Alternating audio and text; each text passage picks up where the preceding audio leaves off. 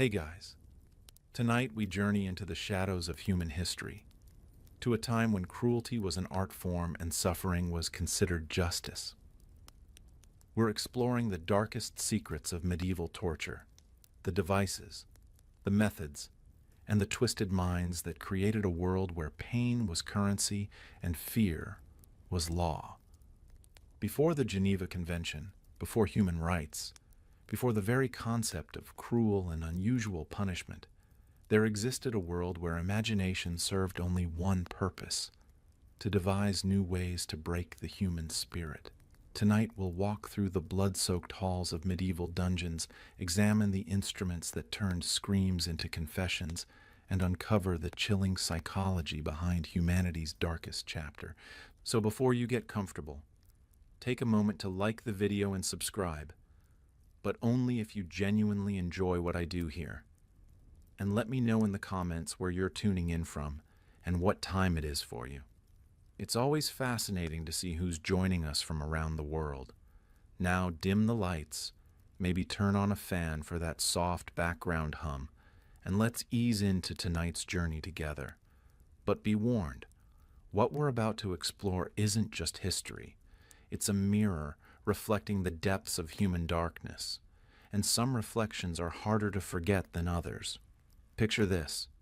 You're living in the year 1200, and justice isn't blind. It's sadistic. The medieval world didn't just punish crime.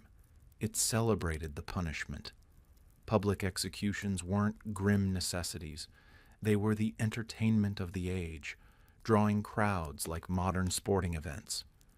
But here's what most people don't understand about medieval torture. It wasn't random violence. It was systematic, calculated, and terrifyingly organized. The torture chambers of medieval Europe weren't chaotic dungeons filled with madmen. They were workshops of pain, operated by skilled craftsmen who understood anatomy, psychology, and the precise mechanics of human suffering. The roots of medieval torture stretch back to the legal reforms of the 12th and 13th centuries. Before this period, justice was relatively simple: trial by combat, trial by ordeal, or the testimony of witnesses. But as societies became more complex, so did their methods of extracting truth. The revival of Roman law brought with it an obsession with confession, and confession, they discovered, could be encouraged through pain. The Italian city-states were the first to systematize torture, creating detailed legal codes that specified exactly when, how, and for how long a person could be tortured. These weren't the random acts of cruel lords. They were legal procedures, documented and regulated. A person could only be tortured if there was already substantial evidence against them, and the torture had to stop the moment they confessed. But here's the twisted logic that made it all possible. Medieval legal scholars genuinely believed that pain purified the soul. They thought that by forcing someone to confess through torture, they were actually saving that person's eternal soul. The agony of the body was seen as a small price to pay for the salvation of the spirit. This wasn't just about punishment. It was about power. Torture served as a public demonstration of authority, a visceral reminder that the state held absolute power over the individual. When a criminal was broken on the wheel in the town square, every witness understood the message. This is what happens when you challenge the established order. The medieval mind operated on different principles than ours. They believed in a universe where suffering had meaning, where pain could reveal truth, and where the human body was merely a vessel for the soul. This worldview made torture not just acceptable, but necessary. It was a tool for maintaining cosmic order, for separating the guilty from the innocent, and for ensuring that justice, however brutal, was served. But perhaps the most chilling aspect of medieval torture wasn't its cruelty. It was its efficiency. These weren't random acts of violence. They were carefully calibrated procedures designed to extract maximum information while keeping the victim alive long enough to be useful.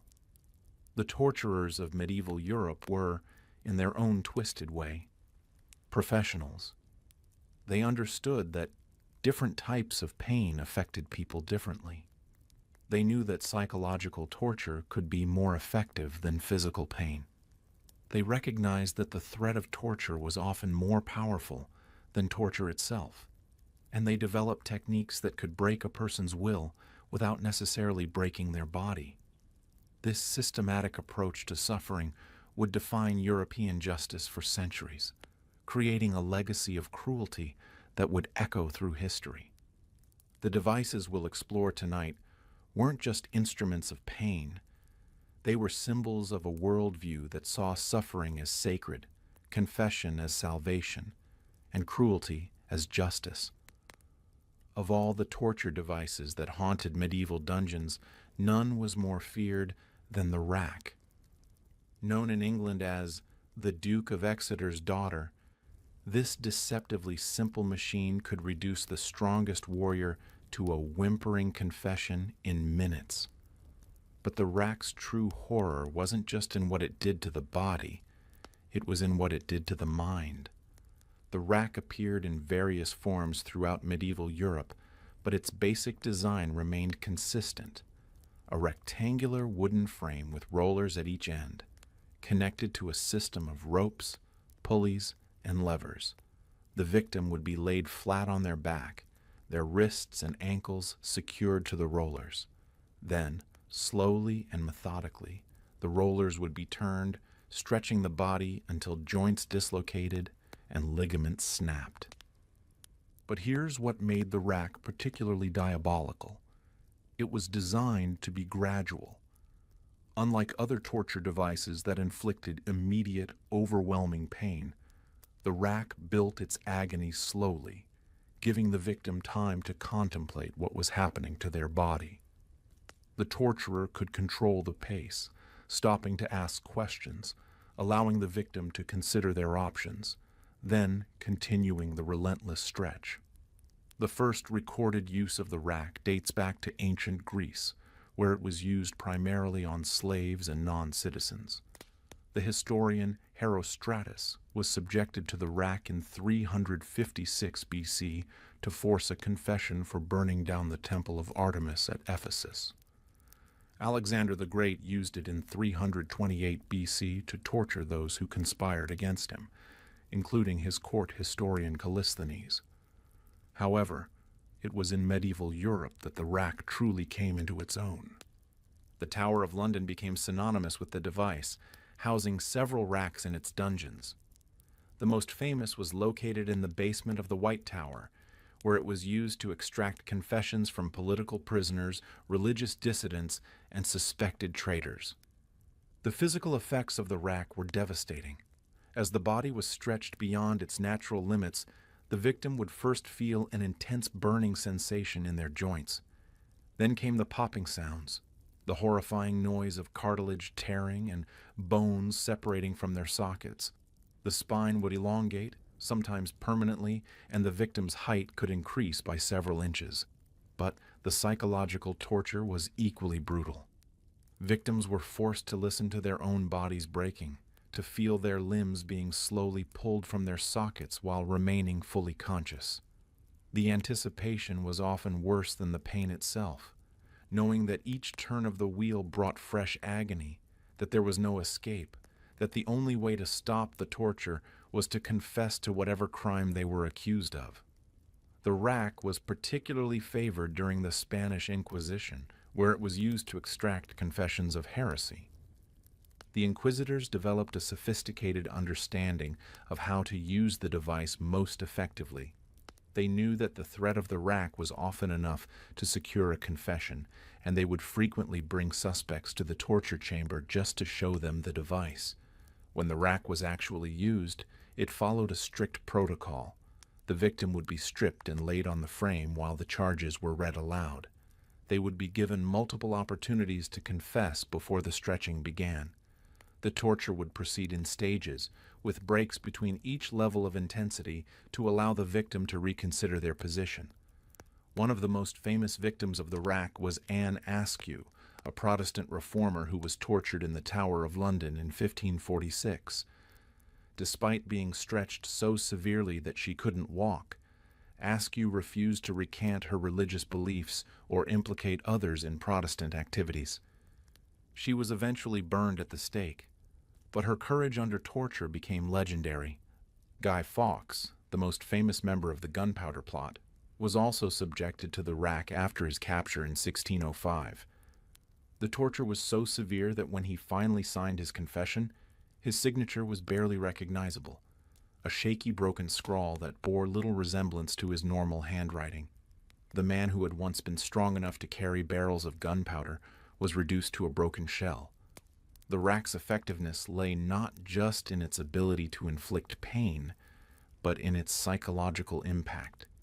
Victims knew that the torture could continue for hours, that their bodies would be permanently damaged, and that the only way to stop the agony was to give their torturers what they wanted. This created a terrible choice: maintain their innocence and endure unimaginable suffering, or confess to crimes they may not have committed. Different countries developed their own variations of the rack. The French added spikes to the wooden planks, so victims would be pierced in the back as they were stretched. The Spanish created a vertical version that pulled victims upward rather than horizontally. The Germans developed a rack that could be heated, adding burning to the stretching. The rack remained in use well into the 18th century in some parts of Europe. In Russia, a form of the rack persisted until the reign of Catherine the Great, who finally abolished torture as a legal practice. The last recorded use of the rack in Western Europe was in Prussia in 1750. But perhaps the most chilling aspect of the rack wasn't its physical effects. It was how it revealed the depths of human cruelty. The device required multiple operators, all working together to inflict maximum suffering.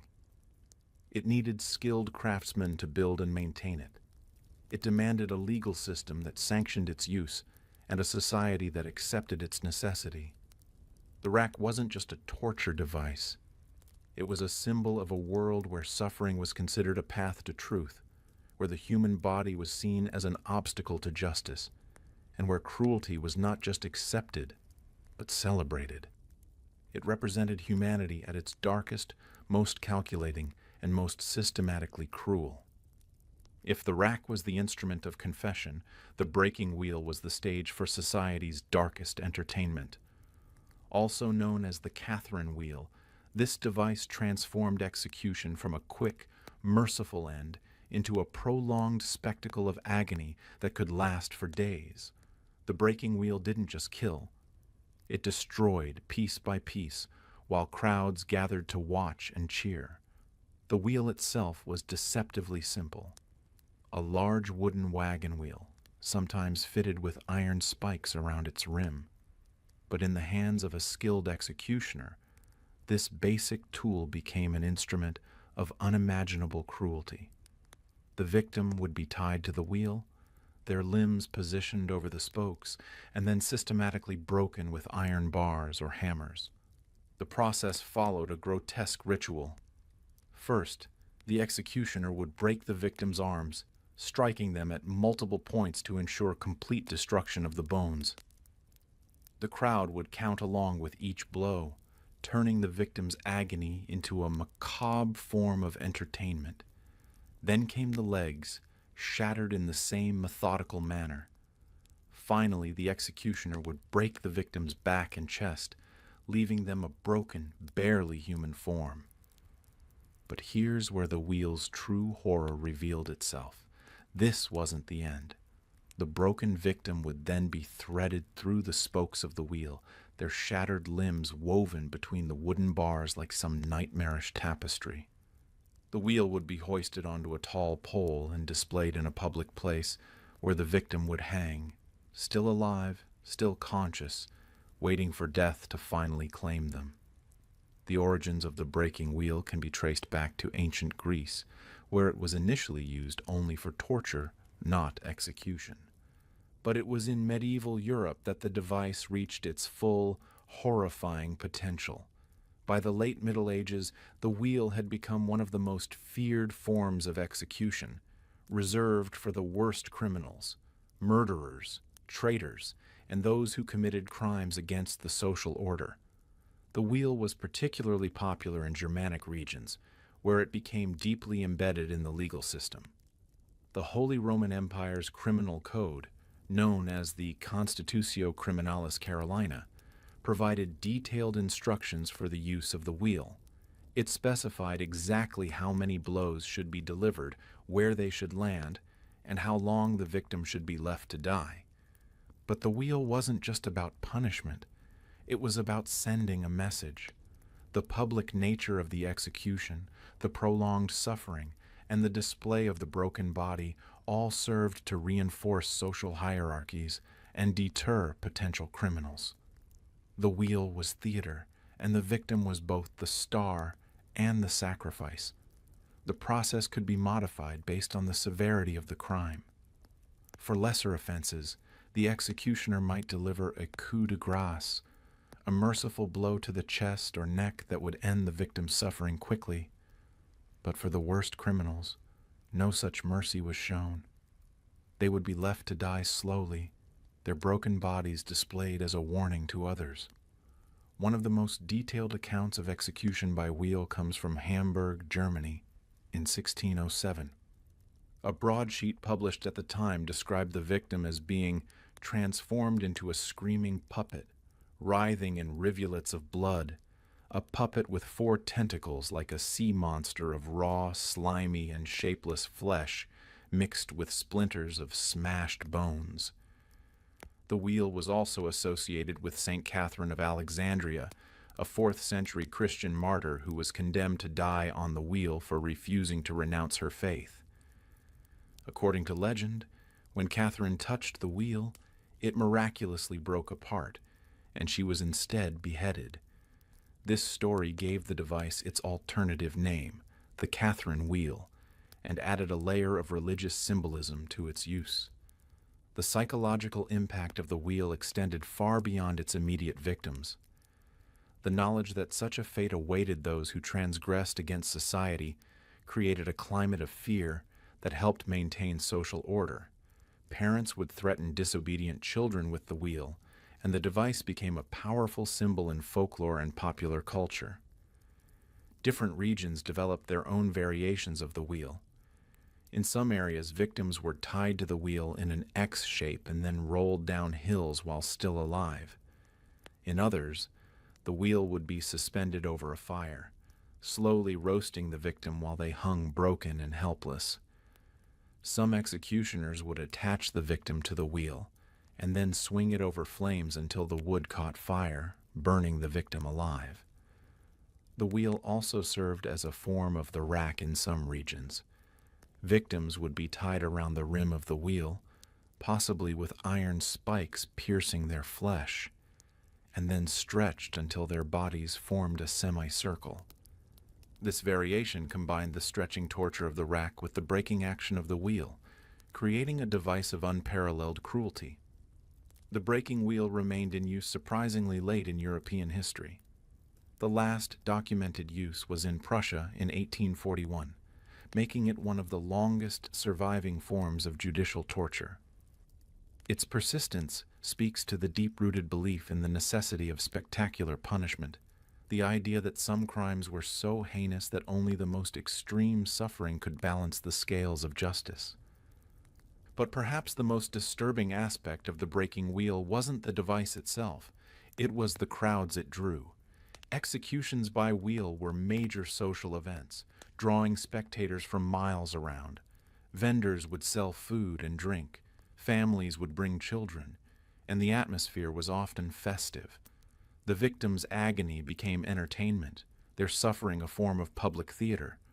The wheel revealed something fundamental about medieval society: its capacity for collective cruelty, its ability to transform individual suffering into communal spectacle, and its willingness to use extreme violence as a tool of social control.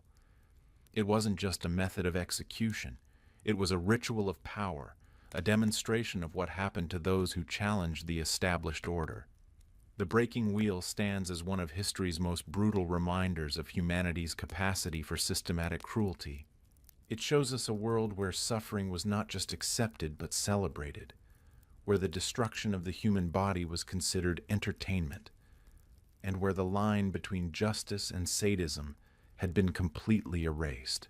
Among all the torture devices that have captured the popular imagination, none is more iconic than the Iron Maiden. This human-shaped sarcophagus, lined with spikes and designed to slowly impale its victims, has become the ultimate symbol of medieval cruelty. But here's the twist that makes the Iron Maiden even more disturbing. It may never have existed at all. The Iron Maiden, as we imagine it today, was supposedly a hollow metal statue shaped like a woman, with doors that could be opened to reveal a spike-lined interior. The victim would be placed inside, and the doors would slowly close, driving the spikes into their body. The spikes were allegedly positioned so that they would pierce vital organs gradually, ensuring a slow, agonizing death while keeping the victim conscious for as long as possible.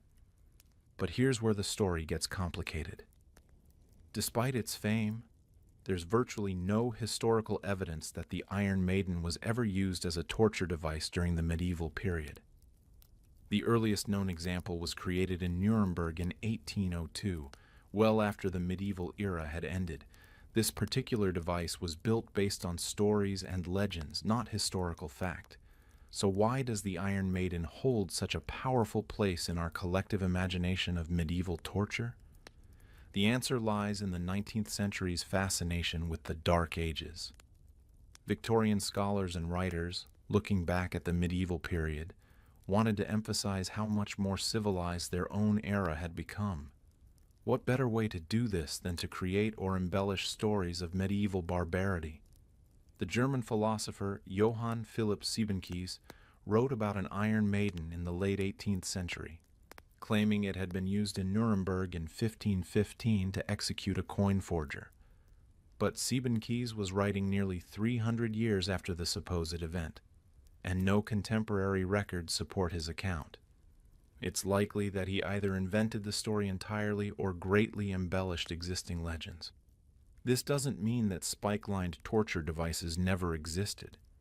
There are historical records of various spiked chambers and boxes used for torture and execution, but these were typically crude, functional devices, not the elaborate woman-shaped sarcophagi of popular imagination.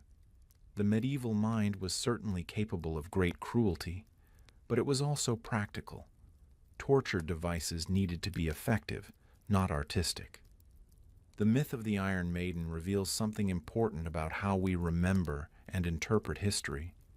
The device became famous not because it was historically significant, but because it perfectly embodied our fears about the medieval period. It combined claustrophobia, impalement, and slow death into one terrifying package, creating the ultimate symbol of medieval barbarity. But let's imagine for a moment that the Iron Maiden had existed as described. The psychological torture would have been as devastating as the physical pain.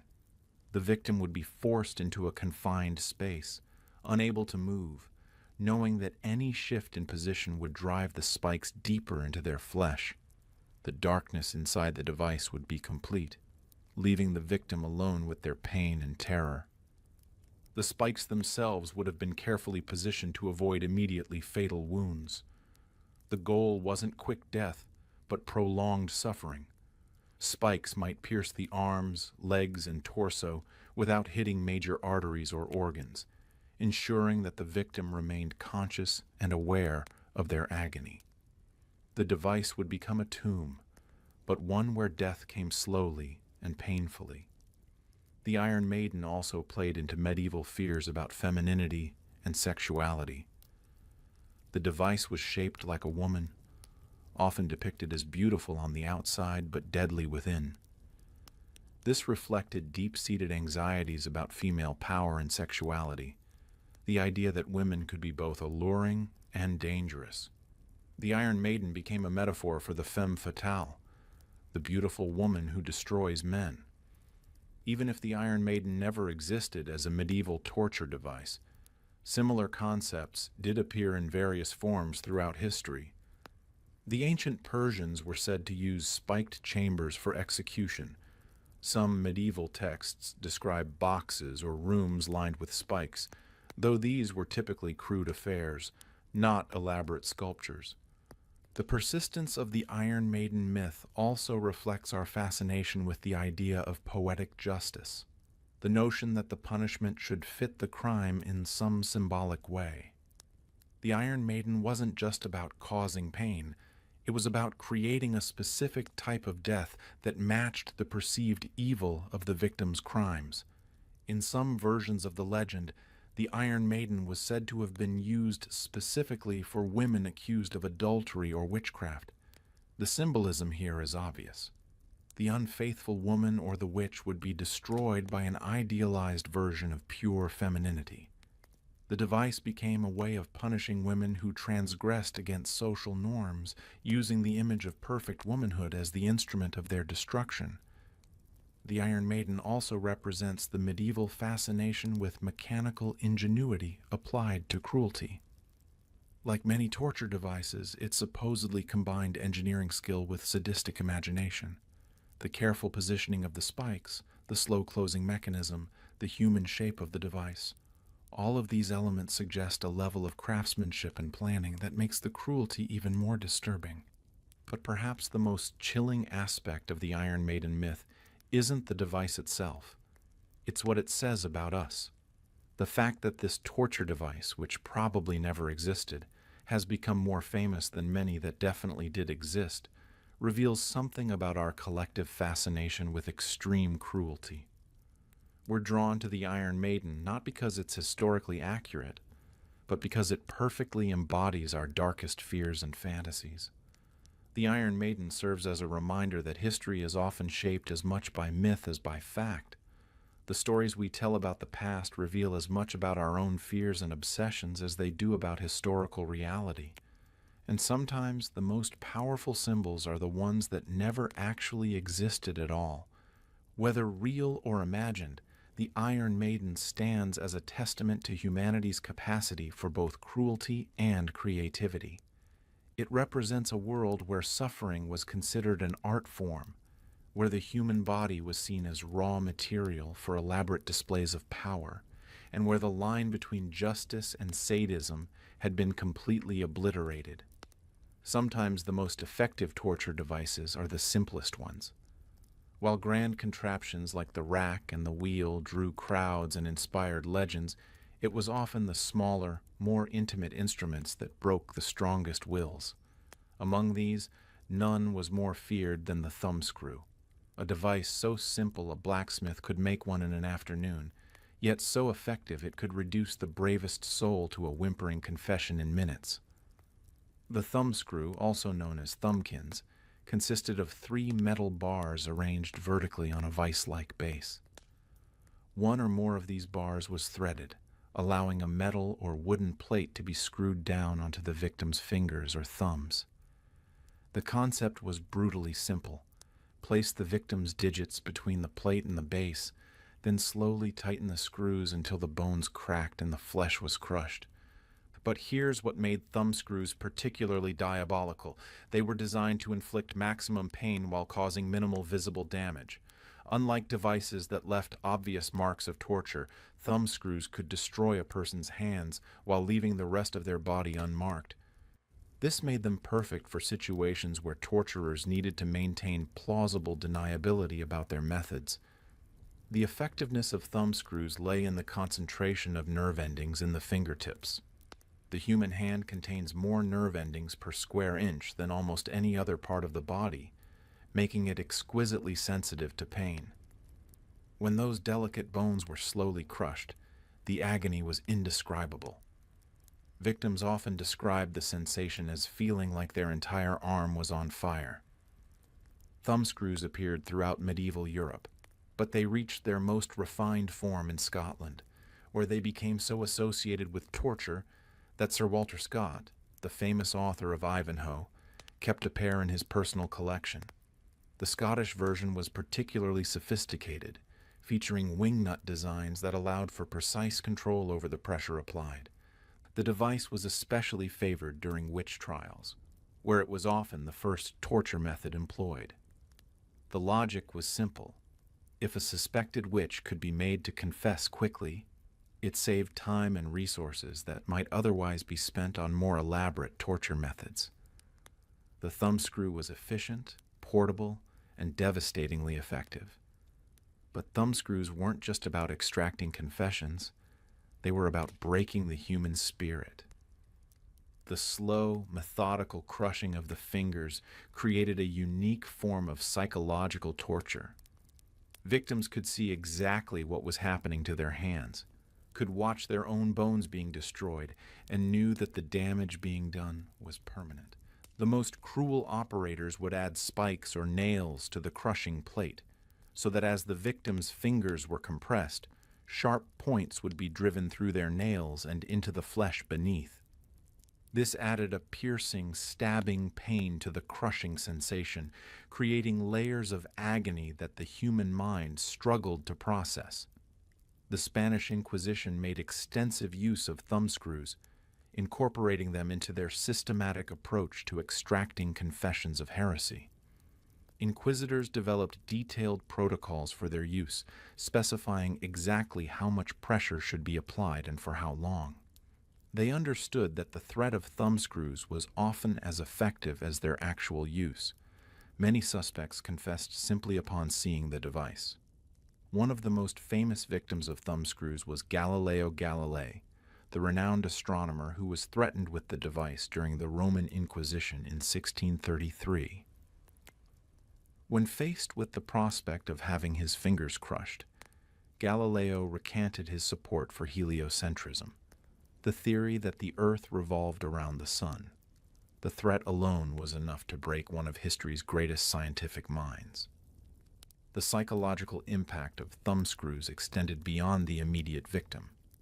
The device was often used in front of other prisoners, creating a climate of terror that made everyone more compliant. The sound of bones cracking, the victim's screams, and the sight of their mangled hands served as powerful deterrents to others who might be considering resistance. Different regions developed their own variations of the thumbscrew. Some versions were designed to crush toes as well as fingers, doubling the potential for pain. Others incorporated heating elements, so the metal would burn the flesh as it crushed the bones. The most sophisticated versions could be adjusted to apply different amounts of pressure to each finger individually, allowing torturers to gradually escalate the pain. The device was also used as a form of punishment on slave ships, where it served to maintain discipline among the human cargo. Ship captains found that the threat of thumbscrews was often enough to prevent uprisings, and the device's portability made it ideal for use in the confined spaces of a ship's hold. In the Russian army, thumbscrews were used to punish soldiers who refused to follow orders. The device became so associated with military discipline that it was sometimes called the soldier's friend, a grimly ironic name for an instrument of torture. The effectiveness of thumbscrews wasn't just physical, it was deeply psychological. The human hand is intimately connected to our sense of identity and capability. We use our hands to create, to communicate, to express ourselves. When those hands were destroyed by thumbscrews, victims often felt that their very humanity had been attacked. The device also played into deep-seated fears about helplessness and vulnerability. Being unable to use one's hands, being dependent on others for the most basic tasks, represented a fundamental loss of autonomy that many found more terrifying than death itself. Thumbscrews remained in use well into the 18th century, long after many other torture devices had been abandoned. Their persistence speaks to their effectiveness. They were simply too useful a tool for extracting confessions and maintaining control to be easily discarded. But perhaps the most disturbing aspect of thumbscrews wasn't their physical effects. It was how they revealed the bureaucratic nature of medieval torture. These weren't instruments of passion or rage. They were tools of systematic oppression, designed to be used by trained operators following established procedures. They represented torture as a profession, cruelty as a craft, and suffering as a science. The thumbscrew stands as a reminder that the most effective forms of torture are often the most mundane. While spectacular devices like the wheel and the rack captured the imagination, it was simple, practical instruments, like the thumbscrew, that did the real work of breaking human spirits and extracting confessions. They show us that cruelty doesn't need to be elaborate to be effective. Sometimes the devil truly is in the details. Among the most psychologically disturbing torture devices of the medieval period was the pair of anguish, an instrument that combined physical agony with intimate violation in ways that attacked not just the body, but the very core of human dignity. This device, also known as the choke pair, represents perhaps the most personal and degrading form of torture ever devised. The pair of anguish was a metal device shaped roughly like a pear, with 4 segments that could be expanded by turning a screw mechanism. The device would be inserted into the victim's mouth, rectum, or vagina, and then slowly expanded, tearing and stretching the internal tissues. The psychological trauma was often more devastating than the physical damage, as victims were violated in the most intimate ways possible. The earliest recorded mention of such a device dates back to the 16th century, when it was described in French criminal records as being used by thieves to torture their victims into revealing the location of hidden valuables. The device was particularly favored by a notorious thief named Gaspard de Paglioli, who used it to terrorize wealthy Parisians into surrendering their treasures. But it was in the context of religious persecution that the pair of anguish reached its most horrifying applications. During the various inquisitions that swept across Europe, the device was used to torture suspected heretics, with different orifices chosen based on the nature of their supposed crimes. Those accused of blasphemy would have the device inserted into their mouths, while those suspected of sexual impropriety would suffer more intimate violations. The physical effects of the pair of anguish were devastating. When inserted into the mouth and expanded, it would break the jaw, tear the tongue, and often cause permanent damage to the throat and esophagus. Victims frequently lost the ability to speak or eat normally, making them living reminders of their ordeal. When used in other orifices, the damage was equally severe and often fatal. But the true horror of the pair of anguish lay in its psychological impact. The device attacked the victim's sense of bodily autonomy and personal dignity in ways that other torture methods couldn't match. The intimate nature of the violation created trauma that extended far beyond the physical pain, often leaving victims psychologically broken even if they survived the torture. The device was particularly associated with the persecution of women accused of witchcraft or adultery. The symbolism was deliberate and cruel. Women who were believed to have used their bodies for evil purposes would have those same bodies violated and destroyed. The pair of anguish became a tool for enforcing sexual morality through terror and degradation. Different versions of the device were developed for different purposes. The oral version, used for blasphemers and heretics, was often decorated with religious symbols, adding a layer of sacrilegious irony to the torture. The rectal version was typically reserved for those accused of homosexuality, reflecting the medieval church's obsession with sexual purity. The vaginal version was used almost exclusively on women, often in cases involving accusations of witchcraft or adultery. The construction of the pair of anguish required considerable skill and craftsmanship. The screw mechanism had to be precise enough to allow for gradual expansion, while the metal segments needed to be sharp enough to tear flesh, but strong enough not to break under pressure. Some versions included spikes or serrated edges to increase the damage inflicted. The device was often used in conjunction with other torture methods, serving as either a preliminary torture to soften up the victim, or as a final punishment after confession had been extracted. In some cases, the threat of the pair of anguish was enough to secure cooperation. The mere sight of the device was sufficient to break many victims' resistance. One of the most chilling aspects of the pair of anguish was how it was used by criminals outside the official justice system. Thieves and bandits discovered that the device was incredibly effective for extracting information about hidden valuables. The intimate nature of the violation made victims desperate to end their ordeal, often revealing secrets they might have taken to their graves under other forms of torture. The device also appeared in various forms throughout different cultures. Similar instruments were used in the Ottoman Empire, where they were employed against political prisoners and religious dissidents. In some parts of Asia, comparable devices were used as punishment for adultery and other sexual crimes. The pair of anguish represents a particularly dark chapter in the history of torture because it reveals how cruelty can be specifically designed to attack human dignity. Unlike devices that simply caused pain or death, the pair of anguish was designed to humiliate, degrade, and psychologically destroy its victims. It turned the most intimate parts of the human body into instruments of their own torture. The psychological effects of the pair of anguish often lasted long after the physical wounds had healed. Survivors frequently suffered from what we would now recognize as post-traumatic stress disorder, experiencing nightmares, flashbacks, and an inability to form intimate relationships.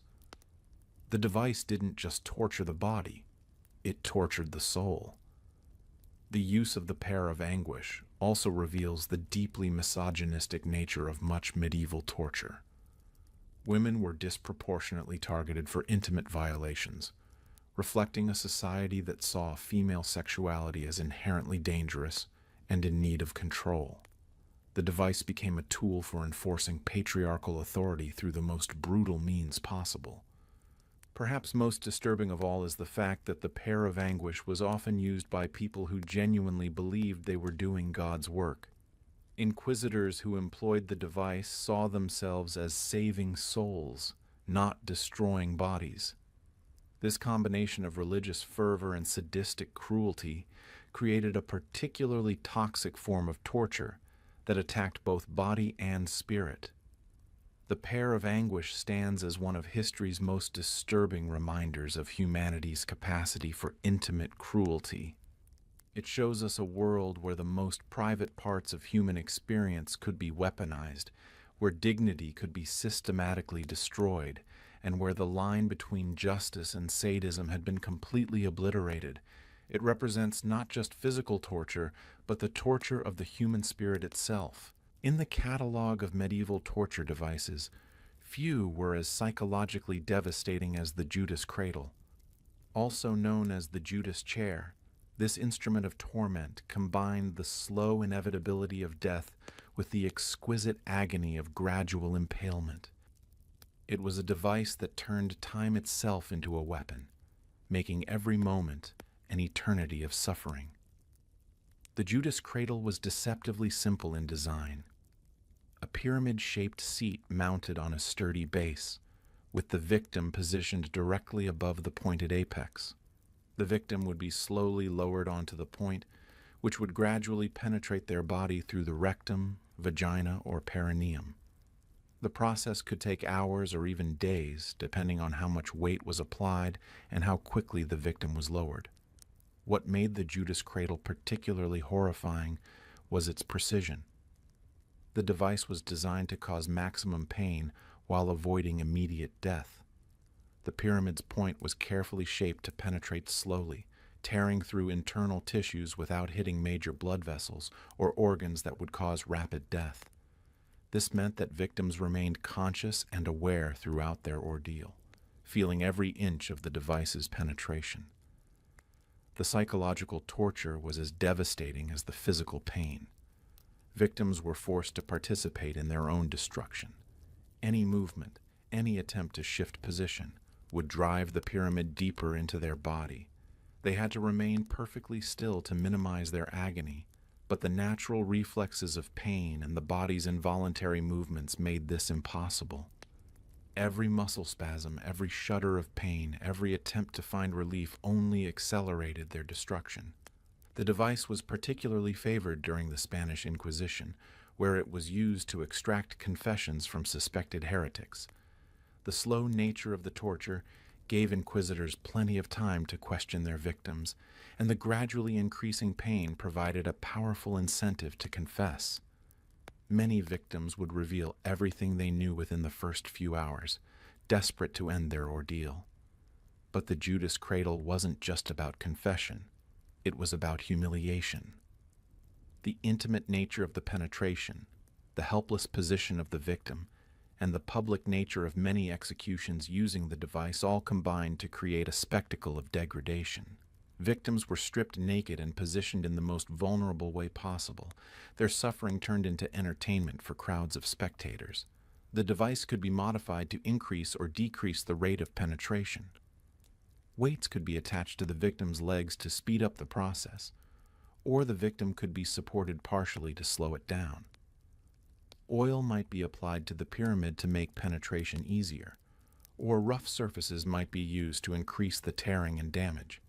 These modifications allowed torturers to calibrate the victim's suffering with scientific precision. Different regions developed their own variations of the Judas cradle. Some versions included spikes or serrated edges on the pyramid to increase the damage. Others were designed to be heated, adding burning to the impalement. In some cases, multiple pyramids were used, creating a bed of points that would penetrate the victim at multiple locations simultaneously. The construction of a Judas cradle required considerable skill and craftsmanship.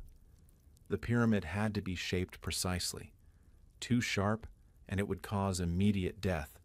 Too dull, and it wouldn't penetrate effectively. The base had to be sturdy enough to support the victim's weight, while allowing for precise control over their positioning. The entire device had to be built to last, as it might be used repeatedly over many years.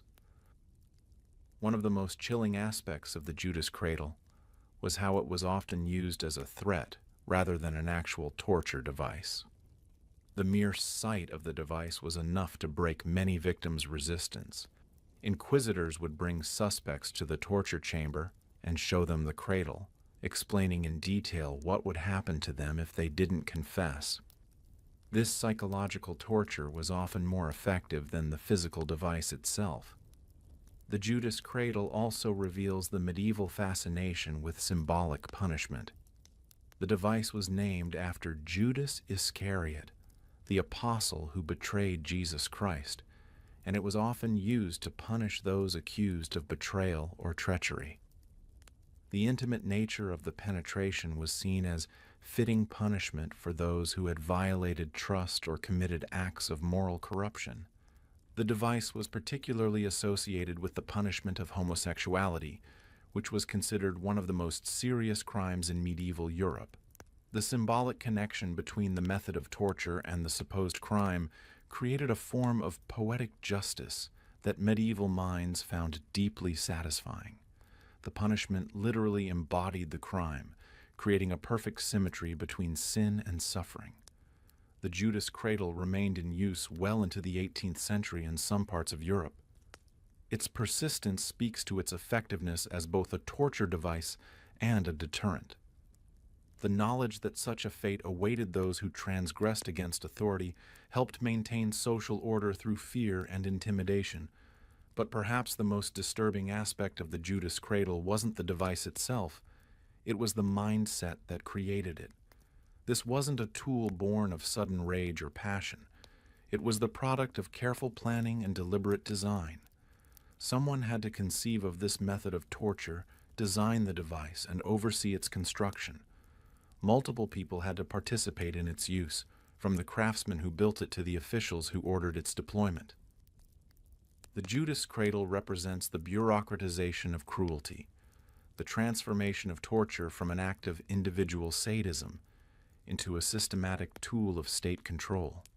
It shows us a world where suffering was not just accepted but carefully engineered, where human ingenuity was applied to the problem of causing maximum pain, and where the destruction of the human body was considered a legitimate function of government. The device stands as a testament to humanity's capacity for calculated cruelty, showing us that the most horrifying tortures are often those that combine physical agony with psychological destruction, that turn the victim's own body against them, and that transform death from a release into a prolonged ordeal. The Judas cradle didn't just kill, it destroyed the very essence of human dignity, one agonizing inch at a time. Among all the methods of execution devised by human cruelty, none was more horrifyingly creative than scaphism, also known as the boats. This ancient Persian method of execution combined prolonged suffering with biological horror in ways that challenged the very limits of human endurance. It was a death sentence that could last for weeks, turning the victim's own body into an instrument of their destruction. Scaphism was first recorded by the Greek historian Plutarch in his account of the Persian soldier Mithridates, who was executed using this method in 401 BC.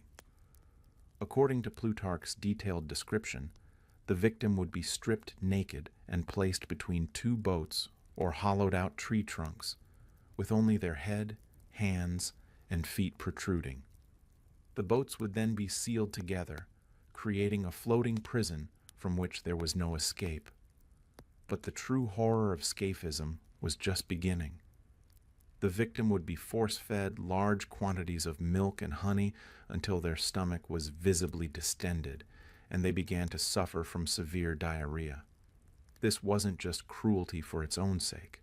It was a calculated biological attack. The combination of the sweet substances and the victim's waste would attract every insect, rodent, and scavenger in the area. The victim's exposed body parts would then be smeared with more milk and honey, creating an irresistible lure for flies, wasps, bees, and other insects. The boat would be pushed out into a stagnant pond or marsh, where the victim would be left to float helplessly while nature took its course. What followed was a slow, agonizing death that could last for 17 days or more. The insects would begin their assault almost immediately. Flies would swarm over the honey-covered flesh, laying eggs in every available orifice. Wasps and bees would sting repeatedly, drawn by the sweet scent but unable to reach its source. The victim's face, hands, and feet would become black with insects, creating a living mask of horror that obscured their human features. But the external assault was only part of the torture. The forced feeding of milk and honey would continue daily, ensuring that the victim's digestive system remained in constant turmoil. The resulting diarrhea would accumulate in the bottom of the boat, creating a fetid pool of waste that would attract even more insects and begin to breed maggots and other parasites. As the days passed, the victim's condition would deteriorate rapidly. The constant insect bites would cause massive swelling and infection. The maggots breeding in the waste would begin to burrow into the victim's flesh, eating them alive from the inside out. Dehydration and sepsis would set in, but death would remain tantalizingly out of reach. The psychological torture was as devastating as the physical suffering. Victims were forced to remain conscious throughout their ordeal, watching helplessly as their own bodies became breeding grounds for parasites. They could see the insects swarming over their flesh, feel the maggots burrowing into their wounds, and smell the stench of their own decay. The knowledge that this agony could continue for weeks created a form of mental torture that was perhaps worse than the physical pain. The Persian Empire used scaphism specifically for the crime of regicide, the murder of a king. This wasn't just any execution. It was reserved for the most heinous crime imaginable in a society that viewed the king as a divine figure. The prolonged, degrading nature of the death was seen as fitting punishment for someone who had committed the ultimate act of treason. The method was also used as a form of psychological warfare. The knowledge that such a fate awaited those who opposed the Persian Empire served as a powerful deterrent to rebellion. The very description of scaphism was enough to break the will of potential enemies, making it as much a weapon of terror as a method of execution. Different accounts of scaphism provide varying details about the process. Some describe the use of a single boat with the victim's limbs protruding through holes. Others mention the use of 2 boats lashed together. Some accounts include the detail of the victim being fed daily to prolong their suffering, while others suggest they were simply left to die of starvation and insect attack. The 12th century Byzantine chronicler Zonaras provided one of the most detailed descriptions of scaphism, writing, "Flies, wasps, and bees, attracted by the sweetness, settle on his face and all such parts of him as project outside the boats, and miserably torment and sting the wretched man. Moreover, his belly, distended as it is with milk and honey, throws off liquid excrements, and these putrefying breed swarms of worms, intestinal and of all sorts. Thus the victim, lying in the boats, his flesh rotting away in his own filth and devoured by worms, dies a lingering and horrible death." The biological accuracy of these accounts has been debated by modern scholars. While the basic concept of scaphism is certainly possible, some details may have been exaggerated over time. However, the core elements, the use of boats, the force-feeding of sweet substances, and the resulting insect infestation, are all biologically plausible and would indeed result in a prolonged, agonizing death. Scaphism represents perhaps the most sophisticated understanding of biological torture in the ancient world. The Persians had discovered how to weaponize nature itself, turning the victim's own body chemistry and the local ecosystem into instruments of execution. It was a method that required no complex machinery or skilled executioners, just an understanding of biology and a complete absence of human compassion. The method also reveals the Persian Empire's sophisticated understanding of psychological warfare. Scaphism wasn't just about killing enemies.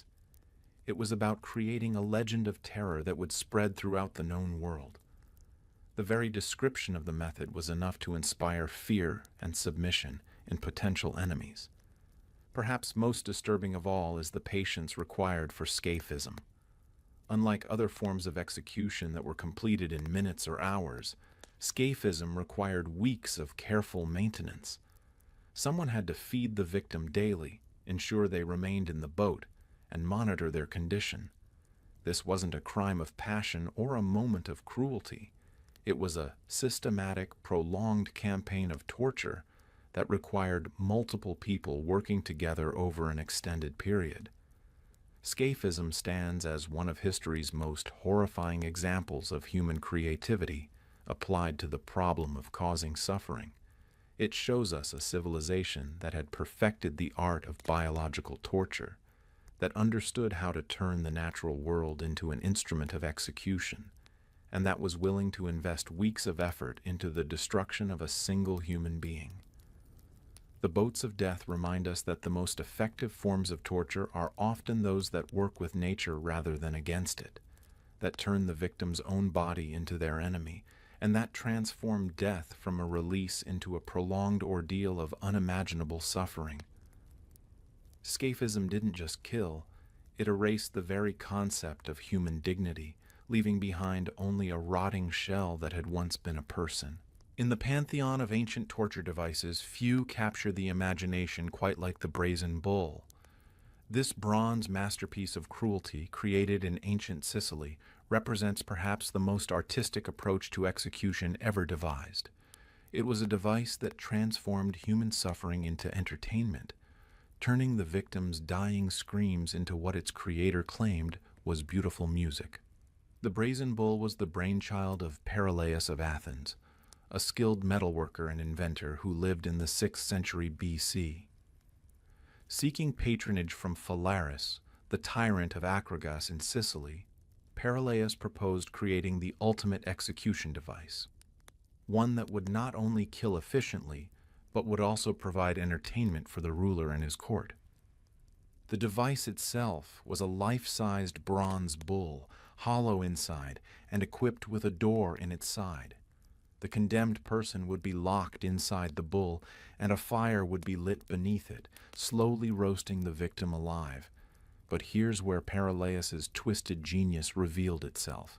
The bull was equipped with a complex system of pipes and acoustic chambers that would transform the victim's screams into sounds resembling the bellowing of an actual bull.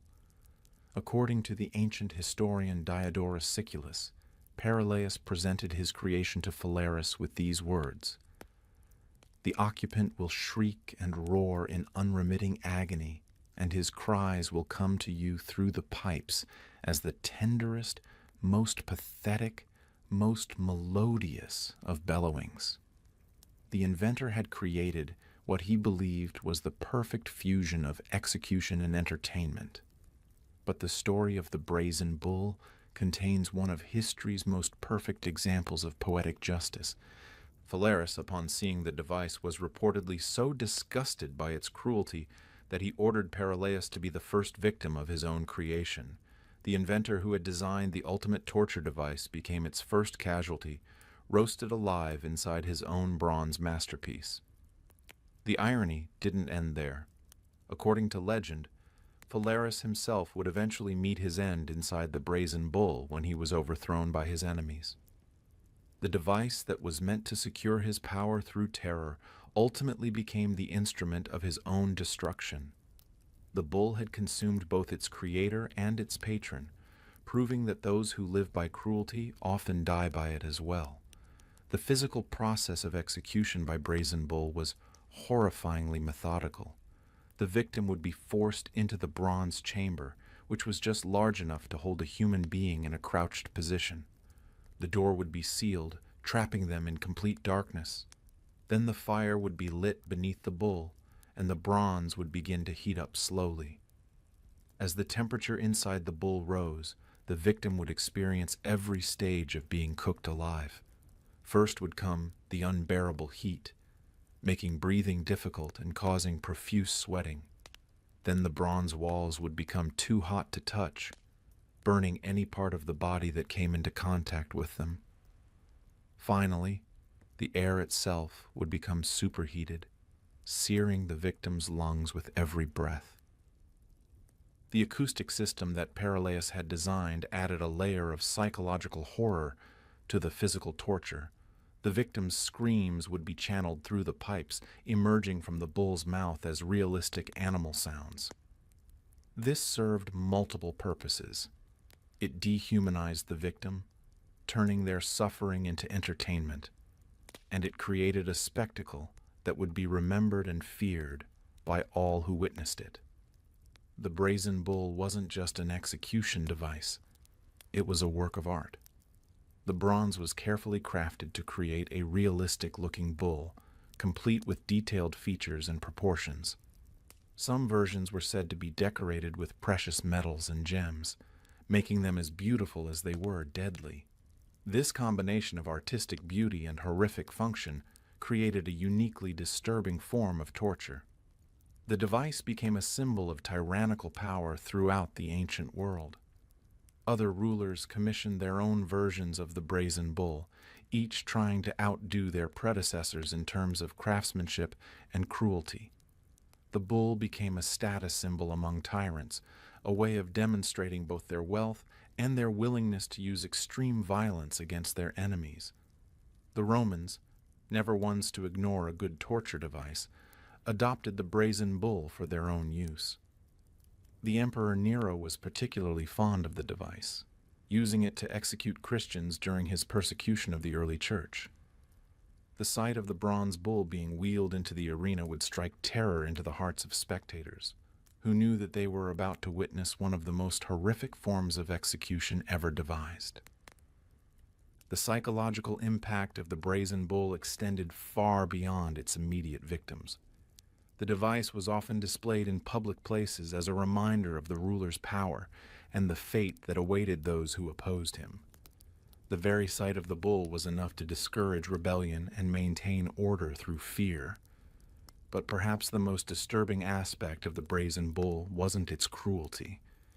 It was its artistry. This wasn't a crude instrument of torture cobbled together by sadistic guards. It was a carefully designed work of art, created by a skilled craftsman who took pride in his work. The bull represented the marriage of human creativity and human cruelty, showing how the same ingenuity that could create beauty could also create horror. The brazen bull also reveals the ancient world's fascination with spectacle and entertainment. The device wasn't just about killing enemies. It was about creating a memorable experience for spectators. The transformation of human screams into animal sounds, the artistic beauty of the bronze bull, and the dramatic nature of the execution all combined to create a form of theater that was both horrifying and mesmerizing. The acoustic system of the brazen bull represents one of the earliest examples of sound engineering being used for torture. The careful design of the pipes and chambers required a sophisticated understanding of acoustics and sound transmission. This wasn't just cruelty. It was applied science in service of suffering. The device also played into ancient beliefs about the relationship between humans and animals. By transforming human screams into animal sounds, the brazen bull symbolically reduced its victims to the level of beasts. This dehumanization made it easier for spectators to enjoy the spectacle without feeling empathy for the victim. The brazen bull stands as one of history's most perfect examples of how human creativity can be perverted in service of cruelty. It shows us a world where artistic skill and engineering expertise were applied to the problem of causing maximum suffering, where beauty and horror were combined in ways that challenged the very definition of civilization. The device reminds us that the capacity for cruelty isn't limited to the ignorant or the primitive. It can flourish even among the most sophisticated and cultured societies. The brazen bull was created not by barbarians, but by skilled artisans working for educated rulers in one of the most advanced civilizations of the ancient world. Perhaps most chilling of all is the fact that the brazen bull was designed to be enjoyed. It wasn't just about punishment or deterrence. It was about entertainment. The device transformed human suffering into a form of art, creating a spectacle that was meant to be appreciated and remembered. It represents the ultimate corruption of human creativity, showing how the same impulses that create beauty can also create unimaginable horror. No torture device in history has captured the public imagination quite like the guillotine. This seemingly humane machine, designed to make execution swift and painless, became the symbol of the French Revolution and the embodiment of both justice and terror. But beneath its reputation for efficiency lay darker questions about consciousness, suffering, and the very nature of death itself. The guillotine was born from the best of intentions. In the late 18th century, execution in France was a brutal and unequal affair. Nobles were beheaded with a sword, a relatively quick death, while commoners were hanged, a slower and more agonizing process. Dr. Joseph Ignace Guillotin, a physician and member of the French National Assembly, proposed a revolutionary idea: a machine that would make execution both humane and egalitarian. Dr. Guillotin's vision was simple: a device that would kill quickly and painlessly, regardless of the victim's social status. "The mechanism falls like lightning," he declared. "The head flies off, the blood spurts, and the man no longer exists." It was to be the ultimate expression of revolutionary equality. In death, at least, all citizens would be treated the same. The actual design and construction of the guillotine was carried out by Dr. Antoine Louis, the secretary of the Academy of Surgery. Louis tested various blade designs on corpses and sheep, eventually settling on an angled blade that would cut cleanly through even the thickest neck. The machine was first used on April 25, 1792, to execute Nicolas Jacques Pelletier, a highwayman convicted of robbery and murder. But the guillotine's reputation for humanity was immediately called into question. Almost from its first use, observers reported disturbing signs that consciousness might persist after decapitation. The most famous case involved Charlotte Corday, who assassinated the radical journalist Jean-Paul Marat in 1793. After her execution, an assistant reportedly slapped her severed head, and witnesses claimed to see her face flush with indignation. These reports sparked a fierce debate in the medical community. Dr. Samuel Thomas Simmering theorized that a decapitated head could remain conscious for up to 15 minutes after execution, making the guillotine potentially more cruel than hanging. Other physicians disagreed, arguing that death was instantaneous and that any movements were merely reflexive muscle contractions.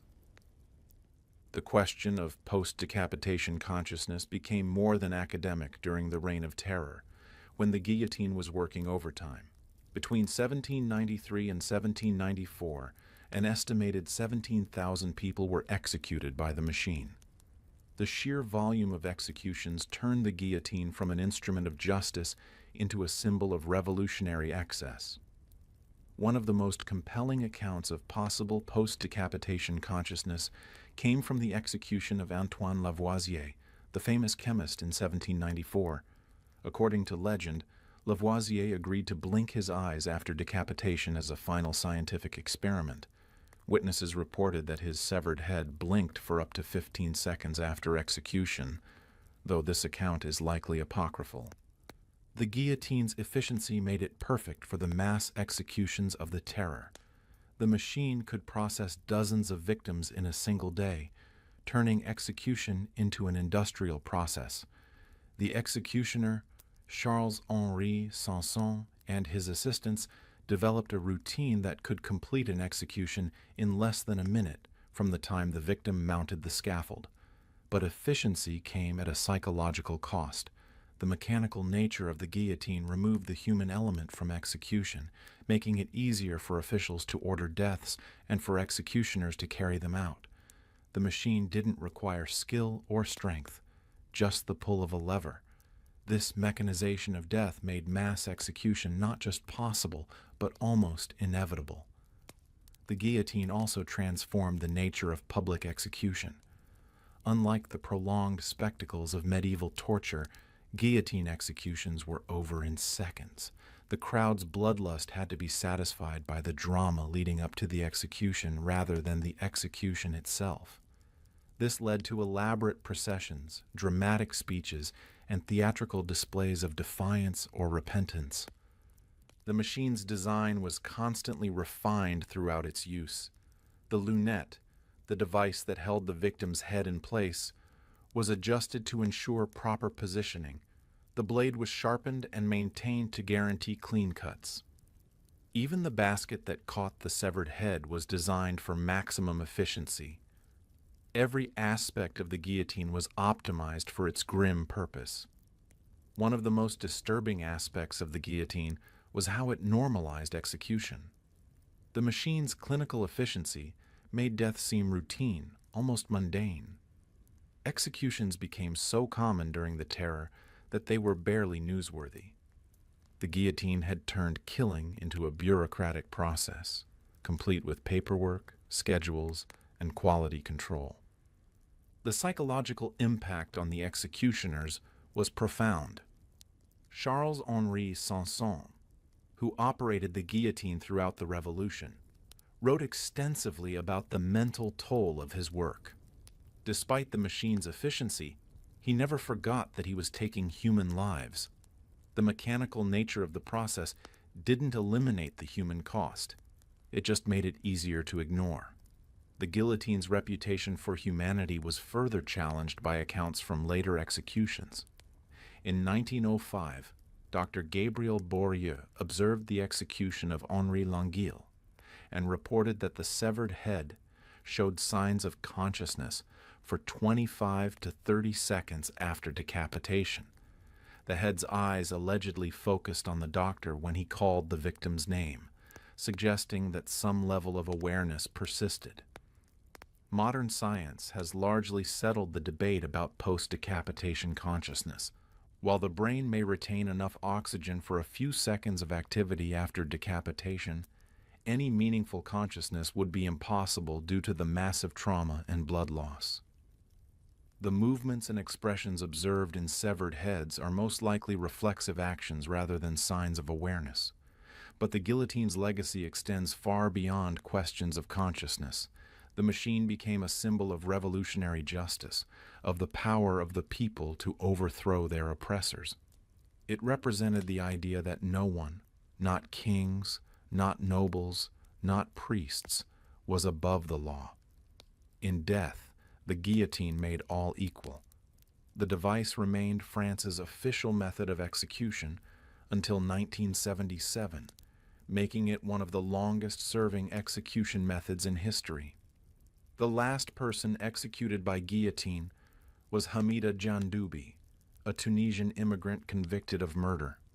His execution marked the end of an era and the beginning of France's journey toward the abolition of capital punishment. The guillotine also influenced execution methods around the world. Similar devices were adopted in other countries, and the principle of mechanical decapitation inspired various innovations in execution technology. The machine's emphasis on efficiency and supposed humanity became the model for modern execution methods. Perhaps the most chilling aspect of the guillotine wasn't its blade or its efficiency. It was its ordinariness. The machine looked more like a piece of industrial equipment than an instrument of death. This mundane appearance made it easier for society to accept mass execution as a normal part of governance. The guillotine showed how easily killing could be bureaucratized, systematized, and normalized. The guillotine stands as a reminder that good intentions can lead to horrific outcomes. Dr. Guillotin genuinely believed he was creating a more humane form of execution, but his machine became the instrument of one of history's bloodiest periods. It shows us that the road to hell is indeed paved with good intentions, and that the mechanization of death doesn't make it any less terrible. The machine also reveals the complex relationship between technology and humanity. The guillotine was a triumph of engineering, efficient, reliable, and effective. But it was also a tool of mass murder, a device that made killing so easy that it became routine.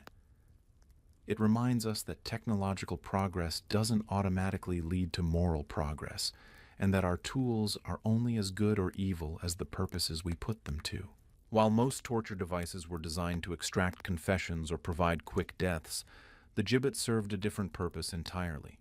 This instrument of post-mortem punishment was designed to make death itself into a form of advertising, a gruesome billboard that proclaimed the consequences of crime to anyone who passed by. The gibbet didn't just kill, it displayed, degraded, and served as a permanent reminder of the state's power over life and death. The gibbet, also known as hanging in chains, was essentially a human-shaped cage made of iron bands and hoops. After a criminal was executed, usually by hanging, their body would be fitted into this metal framework and suspended from a tall post, often 20 to 30 feet high, in a prominent public location. There the corpse would remain, slowly decomposing in full view of the public, until nothing remained but bones rattling in their iron prison. The practice of gibbeting can be traced back to classical antiquity, and is even referenced in the Old Testament.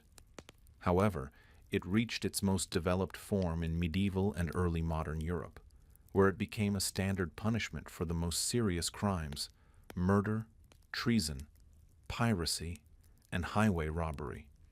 The gibbet was reserved exclusively for male criminals, reflecting the gendered nature of medieval justice. The construction of a gibbet required considerable skill and expense. Each cage had to be custom-made by a blacksmith to fit the specific criminal's body. The iron framework needed to be strong enough to support a decomposing corpse for months or even years, while allowing for the natural processes of decay. The result was a grotesque sculpture of metal and flesh that served as both punishment and public art. The psychological impact of the gibbet extended far beyond its immediate victim. These iron cages were deliberately placed in highly visible locations, along major roads, at crossroads, near harbors, or on prominent hills. They were designed to be seen from as far away as possible, creating a landscape of death that reminded travelers of the consequences of crime. The sight of a gibbet on the horizon was enough to make even hardened criminals reconsider their plans. One of the most famous cases of gibbeting involved Captain William Kidd, the notorious pirate who was executed in London in 1701. After his hanging at Execution Dock, Kidd's body was covered in tar to preserve it, and then suspended in a gibbet cage at Tilbury Point. There it remained for 3 years, slowly decomposing while serving as a warning to other sailors who might be tempted by piracy. The process of gibbeting was as carefully orchestrated as the execution itself. After the criminal was hanged, their body would be taken down and fitted into the pre-made iron cage. The cage would then be hoisted onto a tall post using a system of pulleys and ropes. The entire process was conducted in public, often drawing large crowds who came to witness this final act of justice. The gibbet served multiple functions beyond simple punishment. It was a form of collective retribution, allowing the community to participate in the criminal's ongoing punishment even after death. It was also a deterrent, creating a visceral reminder of what awaited those who transgressed against society. And it was a demonstration of state power, showing that the authorities' reach extended even beyond the grave. The practice became so popular in 18th century Britain that it was formalized in the Murder Act of 1752. This legislation mandated that convicted murderers should either be dissected for medical research or hung in chains, denying them the dignity of a proper burial. The act was passed in response to the crimes of the Hawkhurst gang, a group of violent smugglers who had terrorized southeastern England. The Hawkhurst gang's crimes were particularly brutal, including the torture and murder of Richard Hawkins, a farm laborer they suspected of stealing their contraband tea. When members of the gang were finally captured, 14 of them were gibbeted as an example to others. Their iron-caged corpses became landmarks in the Kent countryside, grim reminders of the price of violent crime. The gibbet also played a crucial role in maritime law enforcement. Pirates were often gibbeted near harbors and rivers, where their decomposing bodies would be visible to incoming ships. The sight of these iron cages served as a warning to sailors about the consequences of turning to piracy. Some pirates were even subjected to tidal immersion. Their gibbets were placed low enough that high tide would wash over the corpse, adding the humiliation of being repeatedly drowned to their post-mortem punishment. The psychological effects of gibbeting extended to the criminal's family and community. Having a relative's body displayed in a gibbet was a source of profound shame and social stigma. Families were often ostracized, and the criminal's name became synonymous with dishonor. This collective punishment served to reinforce social bonds and discourage others from following the same path. The process of decay in a gibbet was deliberately prolonged to maximize the deterrent effect. Bodies were sometimes covered in tar or other preservatives to slow decomposition. The iron framework was designed to support the corpse even as the flesh rotted away, ensuring that the skeleton would continue to rattle in its cage long after the soft tissues had disappeared. Some gibbeted corpses remained on display for decades. The gibbet also served as a form of entertainment for the morbidly curious. People would travel considerable distances to see famous criminals hanging in their cages. The gibbets became tourist attractions, with vendors selling food and drink to visitors who came to gawk at the decomposing corpses. This commercialization of death added another layer of degradation to the punishment. Different regions developed their own variations of the gibbet. Some used simple iron hoops to hold the body together, while others created elaborate cages that completely enclosed the corpse. Some gibbets were designed to allow the body to move in the wind, creating a macabre dance of death that was visible from great distances. Others were fixed rigidly in place, turning the corpse into a static monument to justice. The practice of gibbeting began to decline in the late 18th century as attitudes toward punishment evolved. Critics argued that the practice was barbaric and that it brutalized society by normalizing the display of human remains.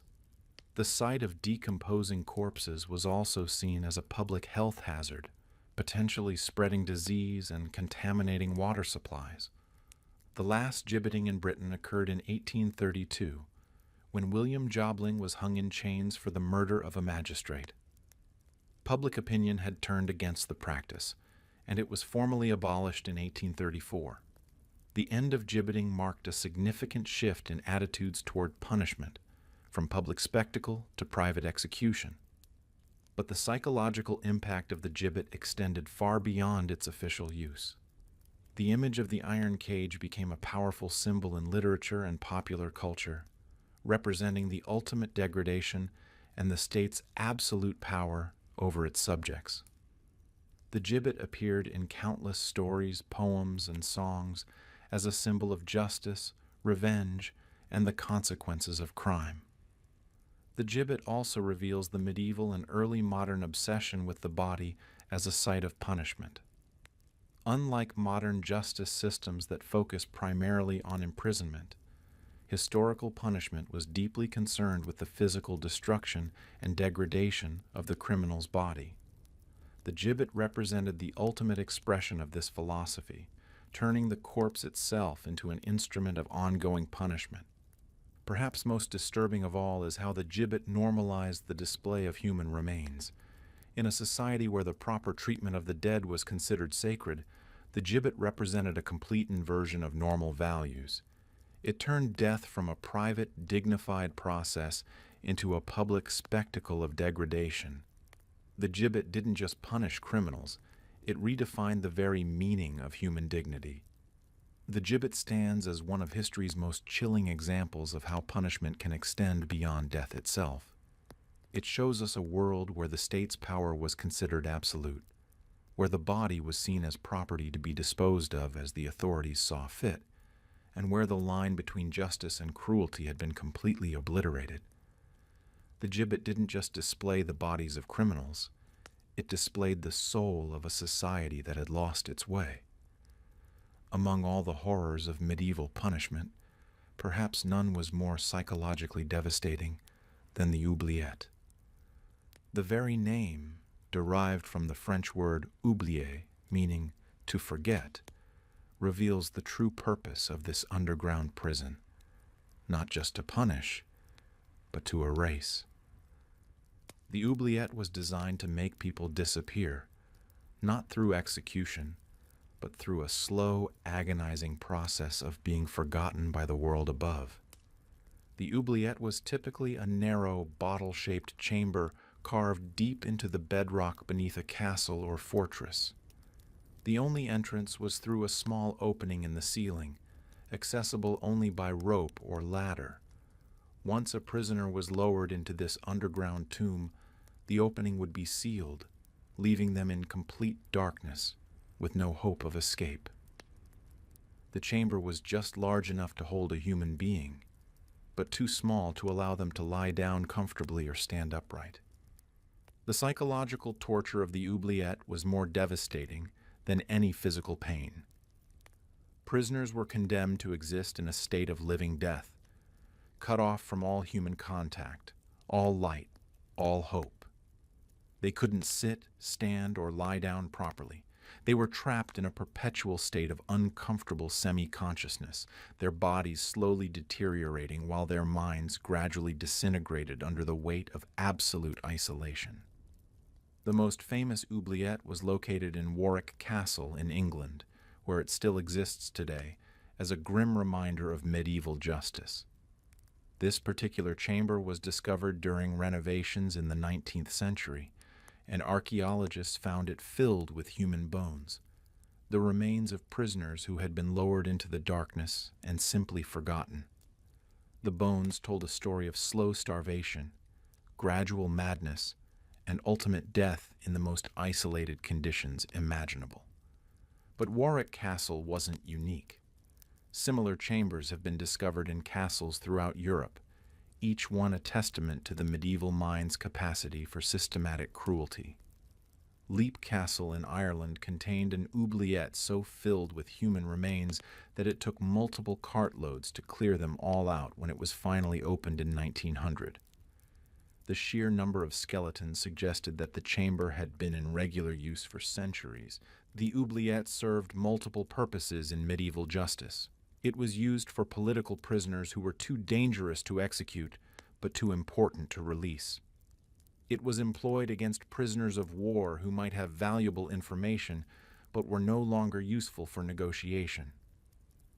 And it was used as the ultimate punishment for those who had committed crimes so heinous that even death was considered too merciful. The physical conditions in an oubliette were designed to maximize suffering while prolonging life. The chambers were often damp and cold, leading to rheumatism, arthritis, and respiratory problems. The lack of proper sanitation meant that prisoners were forced to live in their own waste, leading to disease and infection. The absence of light caused blindness and disorientation, while the isolation led to hallucinations and madness. Food, when it was provided at all, was lowered down on a rope in small quantities. Prisoners might receive a crust of bread and a cup of water once a day, or sometimes less frequently. The irregular feeding schedule was part of the torture, keeping prisoners in a constant state of hunger and uncertainty. Some prisoners were deliberately starved to death, while others were kept alive for years in a state of perpetual malnutrition. The psychological effects of oubliette imprisonment were profound and lasting. Prisoners who survived their ordeal often emerged as broken shells of their former selves, unable to function in normal society. They had been conditioned to exist in a state of absolute helplessness, dependent on their captors for every basic need. Many never recovered from the trauma of their underground imprisonment. The oubliette also served as a form of psychological warfare against enemies of the state. The knowledge that such a fate awaited those who opposed the ruling power was often enough to discourage rebellion or resistance. The oubliette was the ultimate threat, not death, which could be faced with courage, but a living death that stripped away all dignity and humanity. Different castles developed their own variations of the oubliette. Some were simple pits carved into rock, while others were more elaborate chambers with stone walls and drainage systems. Some oubliettes were designed to flood during heavy rains, adding the threat of drowning to the prisoner's other torments. Others were positioned near the castle's kitchens or great halls, so that prisoners could hear the sounds of normal life continuing above them, adding psychological torture to their physical suffering. The Tower of London contained several oubliettes, including the infamous Little Ease, a chamber so small that prisoners couldn't stand, sit, or lie down properly. This particular oubliette was used to house some of England's most important political prisoners, including those accused of treason against the crown. The psychological pressure of confinement in such a space was often enough to break even the strongest wills. The oubliette was also used as a form of interrogation. Prisoners might be lowered into the chamber for days or weeks, then brought up for questioning. The experience of absolute isolation and helplessness made them more likely to cooperate with their interrogators. The threat of being returned to the oubliette was often more effective than physical torture in extracting confessions or information. Some oubliettes were designed with additional torments. Spikes might be embedded in the walls to prevent prisoners from leaning against them for support. The floors might be covered with sharp stones or broken pottery to make sitting or lying down painful. Some chambers were deliberately positioned near the castle's sewers, filling them with noxious fumes and disease-carrying vermin. The oubliette represents perhaps the purest form of psychological torture ever devised. Unlike devices that caused physical pain, the oubliette attacked the mind directly, using isolation, helplessness, and despair as weapons. It was designed to break the human spirit completely, reducing proud warriors and defiant rebels to whimpering, broken creatures who would do anything to escape their underground hell. The practice of using oubliettes continued well into the early modern period, with some chambers remaining in use until the 18th century. The persistence of this form of punishment speaks to its effectiveness as a tool of control and intimidation. The knowledge that such places existed was enough to maintain order through fear, even if they were rarely used. But perhaps the most disturbing aspect of the oubliette wasn't the suffering it caused. It was how it revealed the medieval mind's capacity for systematic dehumanization. The oubliette didn't just punish criminals, it erased them from existence. Prisoners became non-persons, forgotten by the world above, reduced to nothing more than voices crying out from the darkness below. The oubliette stands as one of history's most chilling reminders of humanity's capacity for calculated cruelty. It shows us a world where the state's power was considered absolute, where individual human dignity meant nothing, and where the line between punishment and torture had been completely obliterated. The oubliette didn't just imprison the body, it imprisoned the soul, creating a form of living death that was perhaps more cruel than any execution ever devised. Behind every torture device, every cruel punishment, every systematic campaign of terror, lay the human mind, both the minds that conceived these horrors and the minds that endured them. To truly understand medieval torture, we must delve into the psychology that made such cruelty not just possible, but acceptable, even celebrated. What we discover is a worldview so alien to modern sensibilities that it challenges our very understanding of human nature. The medieval mind operated on fundamentally different principles than our own. In a world where life was brutal, short, and filled with suffering, pain was not seen as an aberration to be avoided, but as a natural part of existence to be endured, or, in some cases, embraced. The Christian doctrine of redemptive suffering taught that pain could purify the soul, that earthly agony was a small price to pay for eternal salvation. This theological framework provided the intellectual foundation for torture as a legitimate tool of justice. Medieval scholars genuinely believed that by forcing someone to confess through pain, they were saving that person's immortal soul. The agony of the body was temporary. The damnation of an unconfessed soul was eternal. From this perspective, torture wasn't cruelty, it was mercy. The medieval concept of truth was also fundamentally different from our own. In a world without forensic science, DNA evidence, or sophisticated investigative techniques, confession was often the only way to establish guilt with certainty. And if confession could only be obtained through torture, then torture became a necessary tool for discovering truth. The pain was regrettable, but the alternative, allowing the guilty to escape justice, was unthinkable. This obsession with confession created a self-reinforcing cycle of cruelty. Torture was justified because it produced confessions, and confessions were valued because they had been obtained through torture. The more pain someone endured before confessing, the more credible their confession was considered to be. This logic turned suffering into a form of authentication, making cruelty not just acceptable but necessary. The public nature of medieval torture and execution served multiple psychological functions. For the authorities, it was a demonstration of power, a visceral reminder of what happened to those who challenged the established order. For the crowd, it was entertainment, education, and catharsis all rolled into one. And for potential criminals, it was a deterrent that operated on both rational and emotional levels. But the psychology of medieval torture wasn't just about deterrence or justice.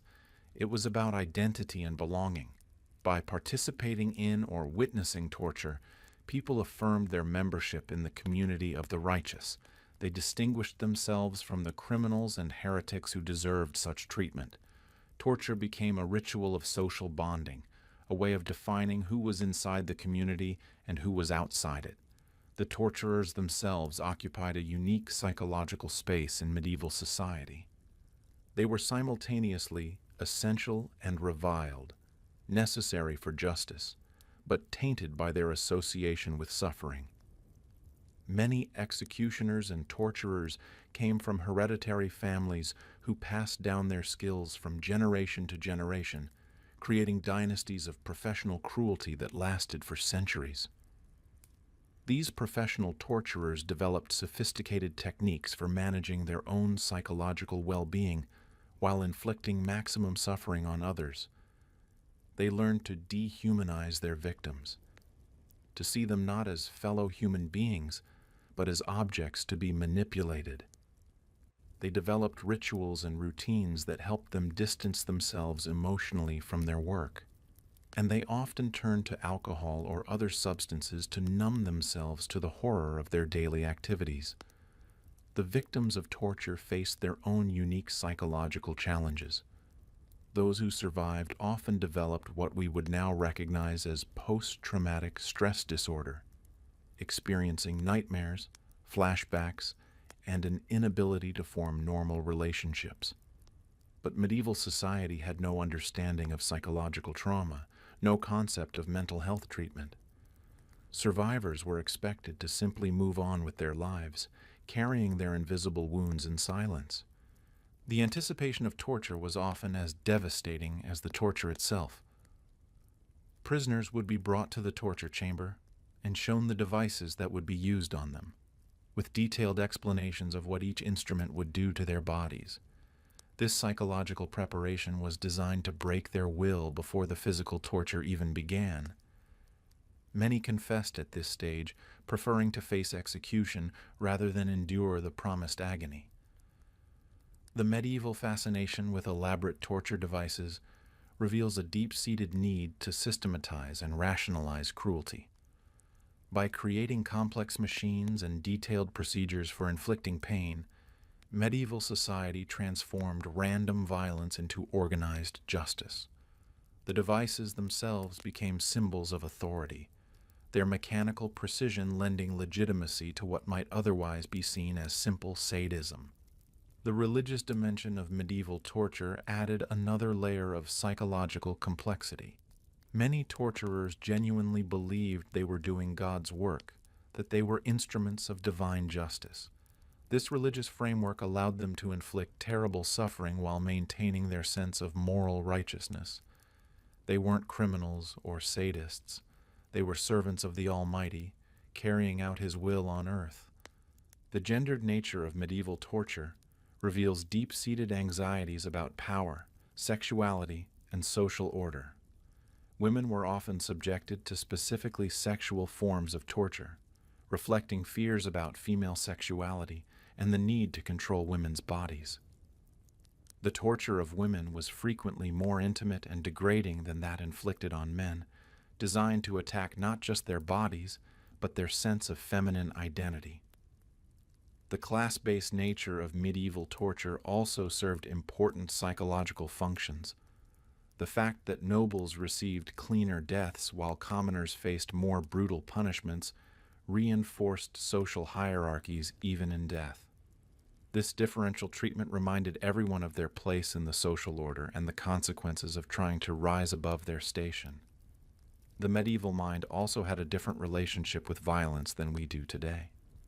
In a world where public executions were entertainment, where warfare was constant, and where life was cheap, exposure to extreme violence was routine. People were desensitized to suffering in ways that would be unthinkable today. What seems horrifically cruel to us was simply part of daily life to them. The persistence of torture throughout the medieval period also reveals the addictive nature of power over others.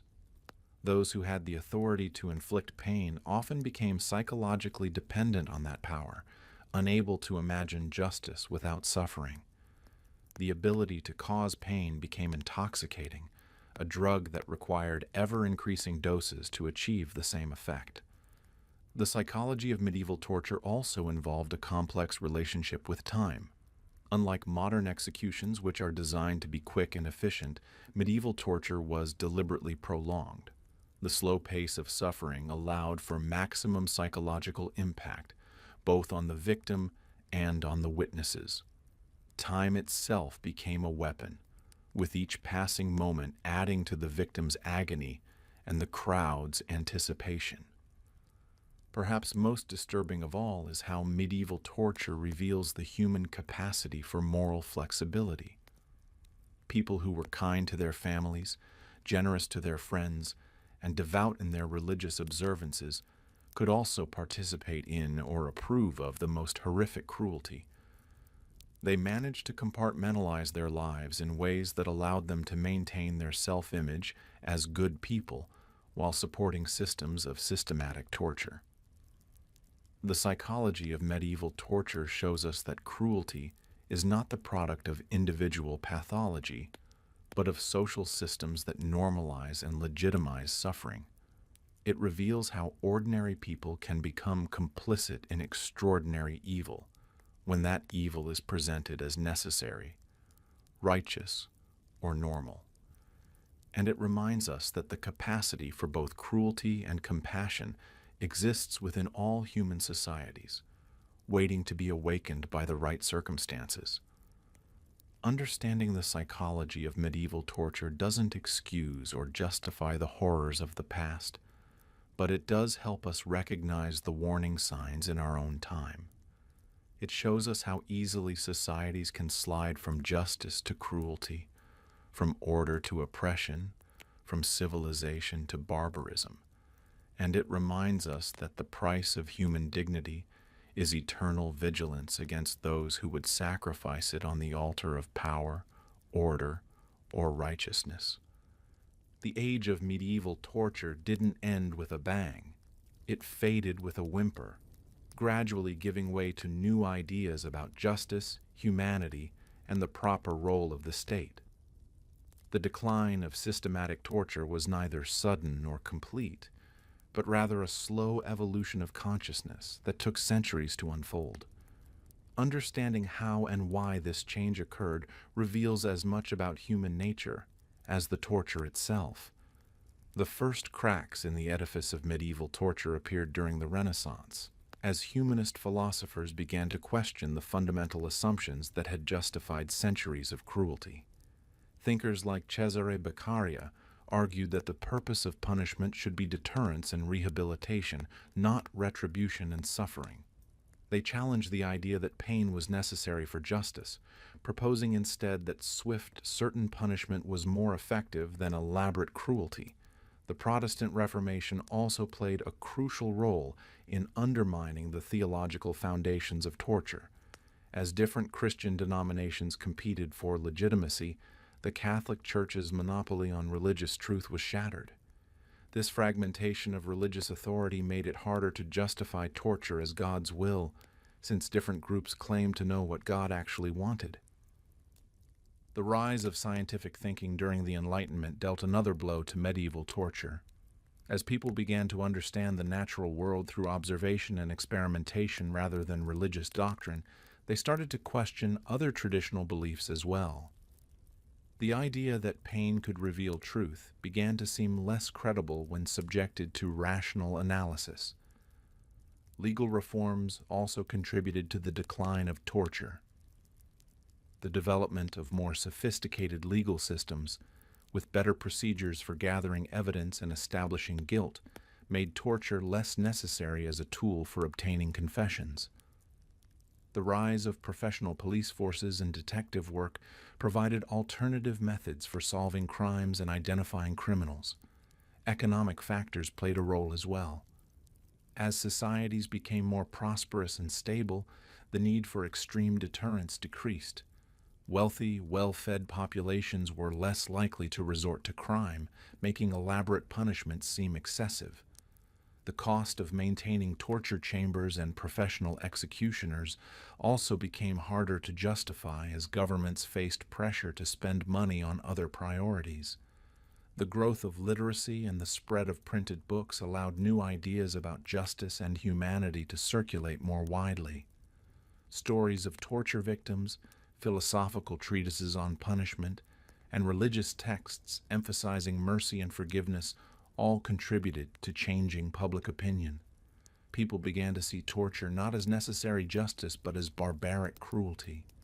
International trade and diplomacy also influenced the decline of torture.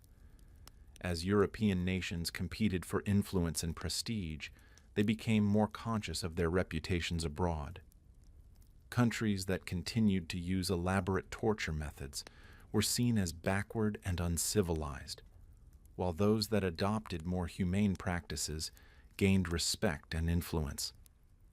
The development of new forms of punishment also made torture seem obsolete.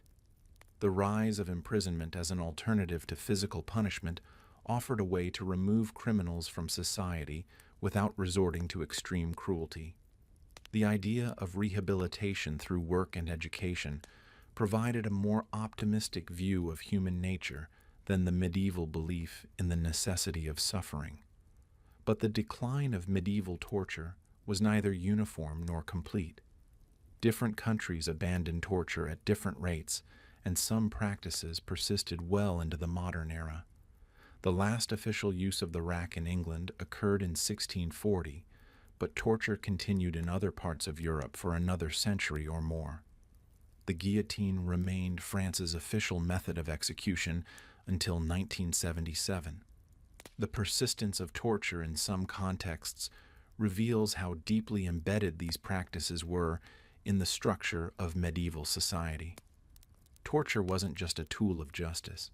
It was a symbol of authority, a ritual of power, and a form of entertainment. Abandoning torture meant abandoning an entire worldview, a complete way of understanding the relationship between the individual and the state. The legacy of medieval torture extends far beyond the historical period in which it was practiced. The devices and methods developed during this era became templates for later forms of systematic cruelty. The Spanish Inquisition's techniques were studied and adapted by later secret police organizations. The psychological methods developed by medieval torturers influenced modern interrogation techniques. The language of medieval torture also persists in modern culture. We still speak of being put on the rack when under pressure, of facing the third degree during questioning, and of thumbscrews being applied to force compliance. These metaphors reveal how deeply the imagery of medieval torture has penetrated our collective consciousness. The artistic and literary legacy of medieval torture is equally profound. The devices and methods of this era have inspired countless works of fiction, from Gothic novels to horror films. The imagery of the dungeon, the torture chamber, and the executioner's block has become a standard part of our cultural vocabulary, representing the ultimate in human cruelty and suffering. But perhaps the most important legacy of medieval torture is the lesson it teaches about the fragility of human dignity. The systematic cruelty of this era shows us how easily civilized societies can descend into barbarism when the right conditions are present. It reminds us that the capacity for both cruelty and compassion exists within all human cultures, and that the difference between civilization and savagery is often thinner than we like to believe. The decline of medieval torture also demonstrates the power of ideas to change the world. The philosophical and religious movements that challenged the legitimacy of torture didn't have armies or weapons. They had arguments and ideals. Yet these ideas were ultimately more powerful than any torture device, gradually transforming human consciousness and making practices that had once seemed natural and necessary appear barbaric and unacceptable. The study of medieval torture also reveals the importance of institutional checks and balances in preventing abuse of power. The worst excesses of this era occurred when single individuals or small groups had unchecked authority over others. The development of legal systems with multiple layers of review and appeal helped prevent the arbitrary use of torture and execution. The role of public opinion in the decline of torture cannot be overstated. As people became more educated and exposed to different ideas, they began to question practices that their ancestors had accepted without thought. The power of public shame and international pressure proved more effective than any law in ending the use of torture. The economic dimension of torture's decline also offers important lessons.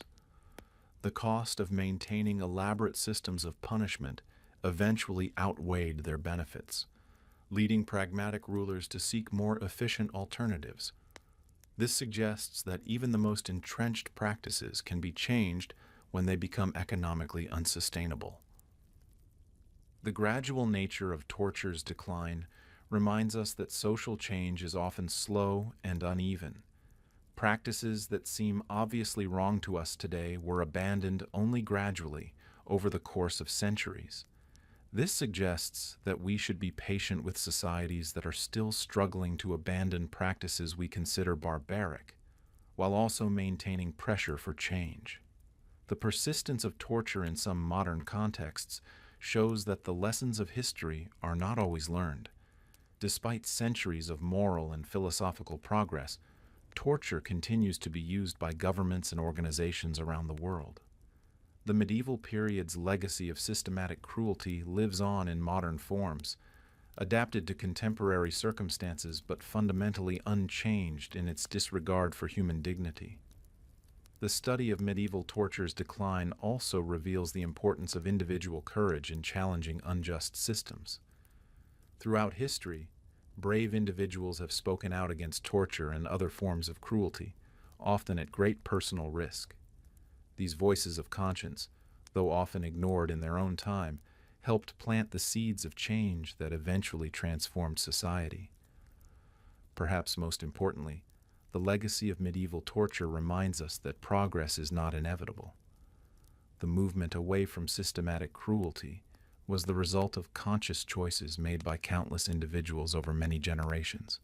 It required courage, compassion, and a willingness to challenge established practices. The same qualities are needed today to continue the work of building a more humane world. The decline of medieval torture shows us that even the most entrenched systems of cruelty can be changed.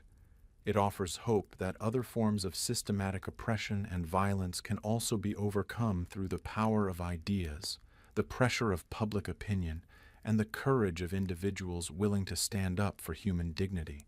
The long, slow death of medieval torture is ultimately a story of human progress, imperfect, incomplete, but real nonetheless. As we reach the end of our journey through the darkest chapters of human history, we're left with questions that echo through the centuries. How could civilized societies create such elaborate systems of cruelty? How could ordinary people participate in or approve of such suffering? And perhaps most importantly, what does this tell us about ourselves and our own capacity for both cruelty and compassion? The medieval period's approach to torture and punishment reveals fundamental truths about human nature that we ignore at our peril. It shows us that the capacity for systematic cruelty exists within all societies, waiting to be awakened by the right combination of fear, ideology, and unchecked power. It reminds us that the line between civilization and barbarism is thinner than we like to believe, and that crossing it can happen more easily than we imagine. But our exploration of medieval torture also reveals something else: the remarkable resilience of the human spirit. Despite facing unimaginable cruelty, many victims maintained their dignity, their beliefs, and their humanity.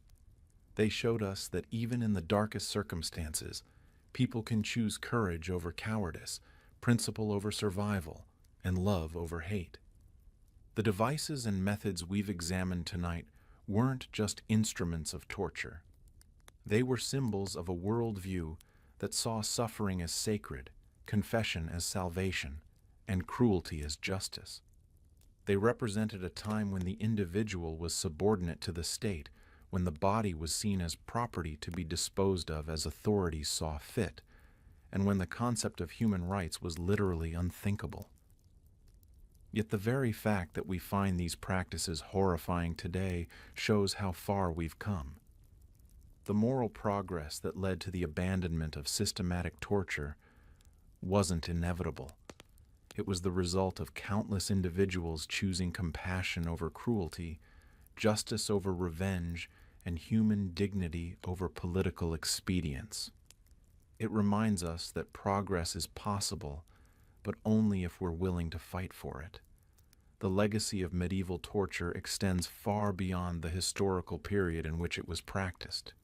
The psychological techniques developed by medieval torturers influenced modern interrogation methods. The bureaucratic systems that administered torture became templates for later forms of systematic oppression. The imagery and language of medieval torture permeated our culture, shaping how we think about power, punishment, and pain.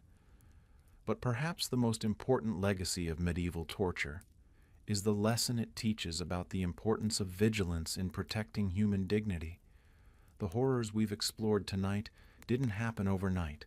They developed gradually as societies slowly normalized cruelty and accepted suffering as necessary for order.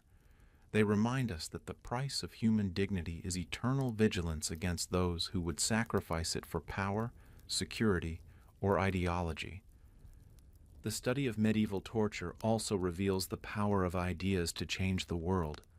The philosophical and religious movements that challenged the legitimacy of torture didn't have armies or weapons. They had arguments and ideals. Yet these ideas were ultimately more powerful than any torture device, gradually transforming human consciousness and making practices that had once seemed natural appear barbaric. As we face our own challenges in the 21st century, the lessons of medieval torture remain relevant. We live in an age where technology has given us new tools for surveillance, control, and manipulation. We face threats that tempt us to sacrifice liberty for security, dignity for order, and compassion for efficiency. The medieval period's descent into systematic cruelty offers a warning about where such choices can lead. The devices we've examined tonight, the rack, the wheel, the Iron Maiden, the guillotine, were all created by human hands and human minds. They represent the dark side of human creativity, showing how the same ingenuity that can create beauty can also create horror. They remind us that our tools are only as good or evil as the purposes we put them to. But the story of medieval torture is ultimately not just about the past.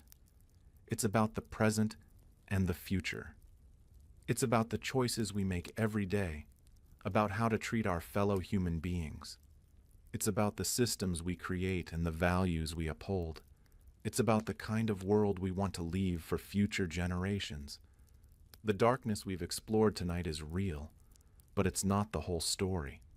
For every torture device, there were people who opposed its use. For every cruel law, there were voices calling for mercy. For every act of systematic cruelty, there were individuals who chose compassion. The light of human dignity may have flickered during the medieval period, but it never went out completely.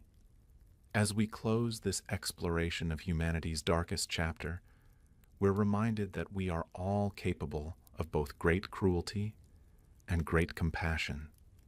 The choice between them is ours to make every day in ways both large and small. The victims of medieval torture call out to us across the centuries, not for revenge, but for remembrance. They ask us to learn from their suffering, to honor their memory by building a more humane world.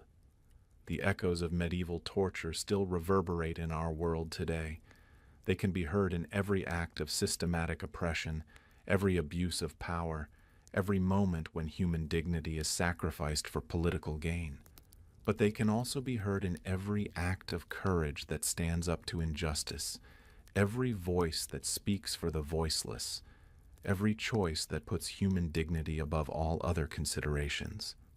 The medieval period's approach to torture and punishment represents humanity at its worst, systematic, calculated, and utterly without mercy.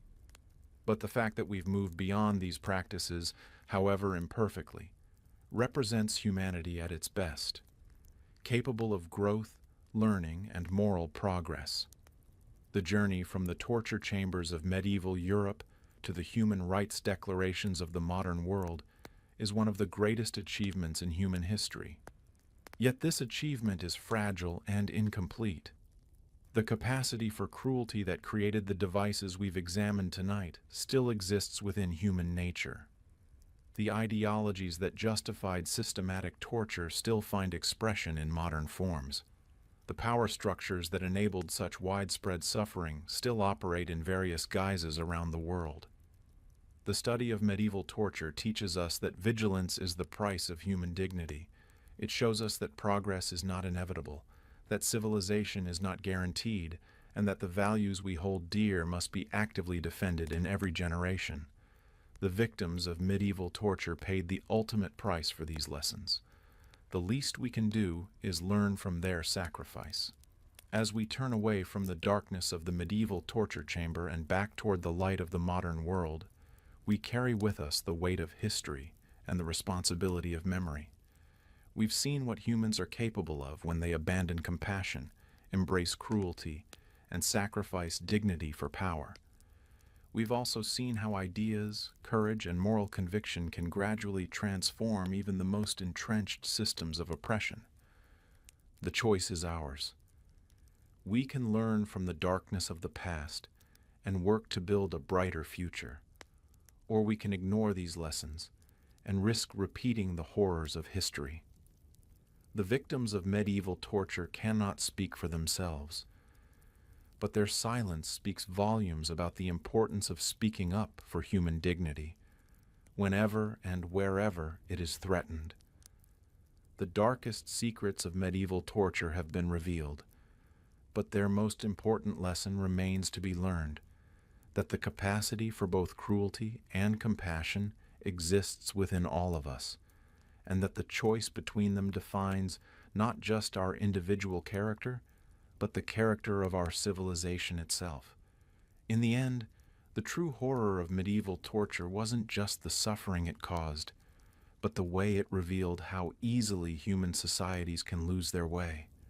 The true triumph of its eventual decline wasn't just the end of systematic cruelty, but the proof that human beings are capable of recognizing their mistakes and choosing a better path. The echoes of medieval torture will always be with us, reminding us of our capacity for darkness, but they also remind us of our capacity for light, our ability to choose compassion over cruelty, and our power to build a world where human dignity is not just an ideal, but a reality for all. The darkness has been explored. The secrets have been revealed. Now it's up to us to ensure that the lessons learned in the shadows of history illuminate the path toward a more humane future.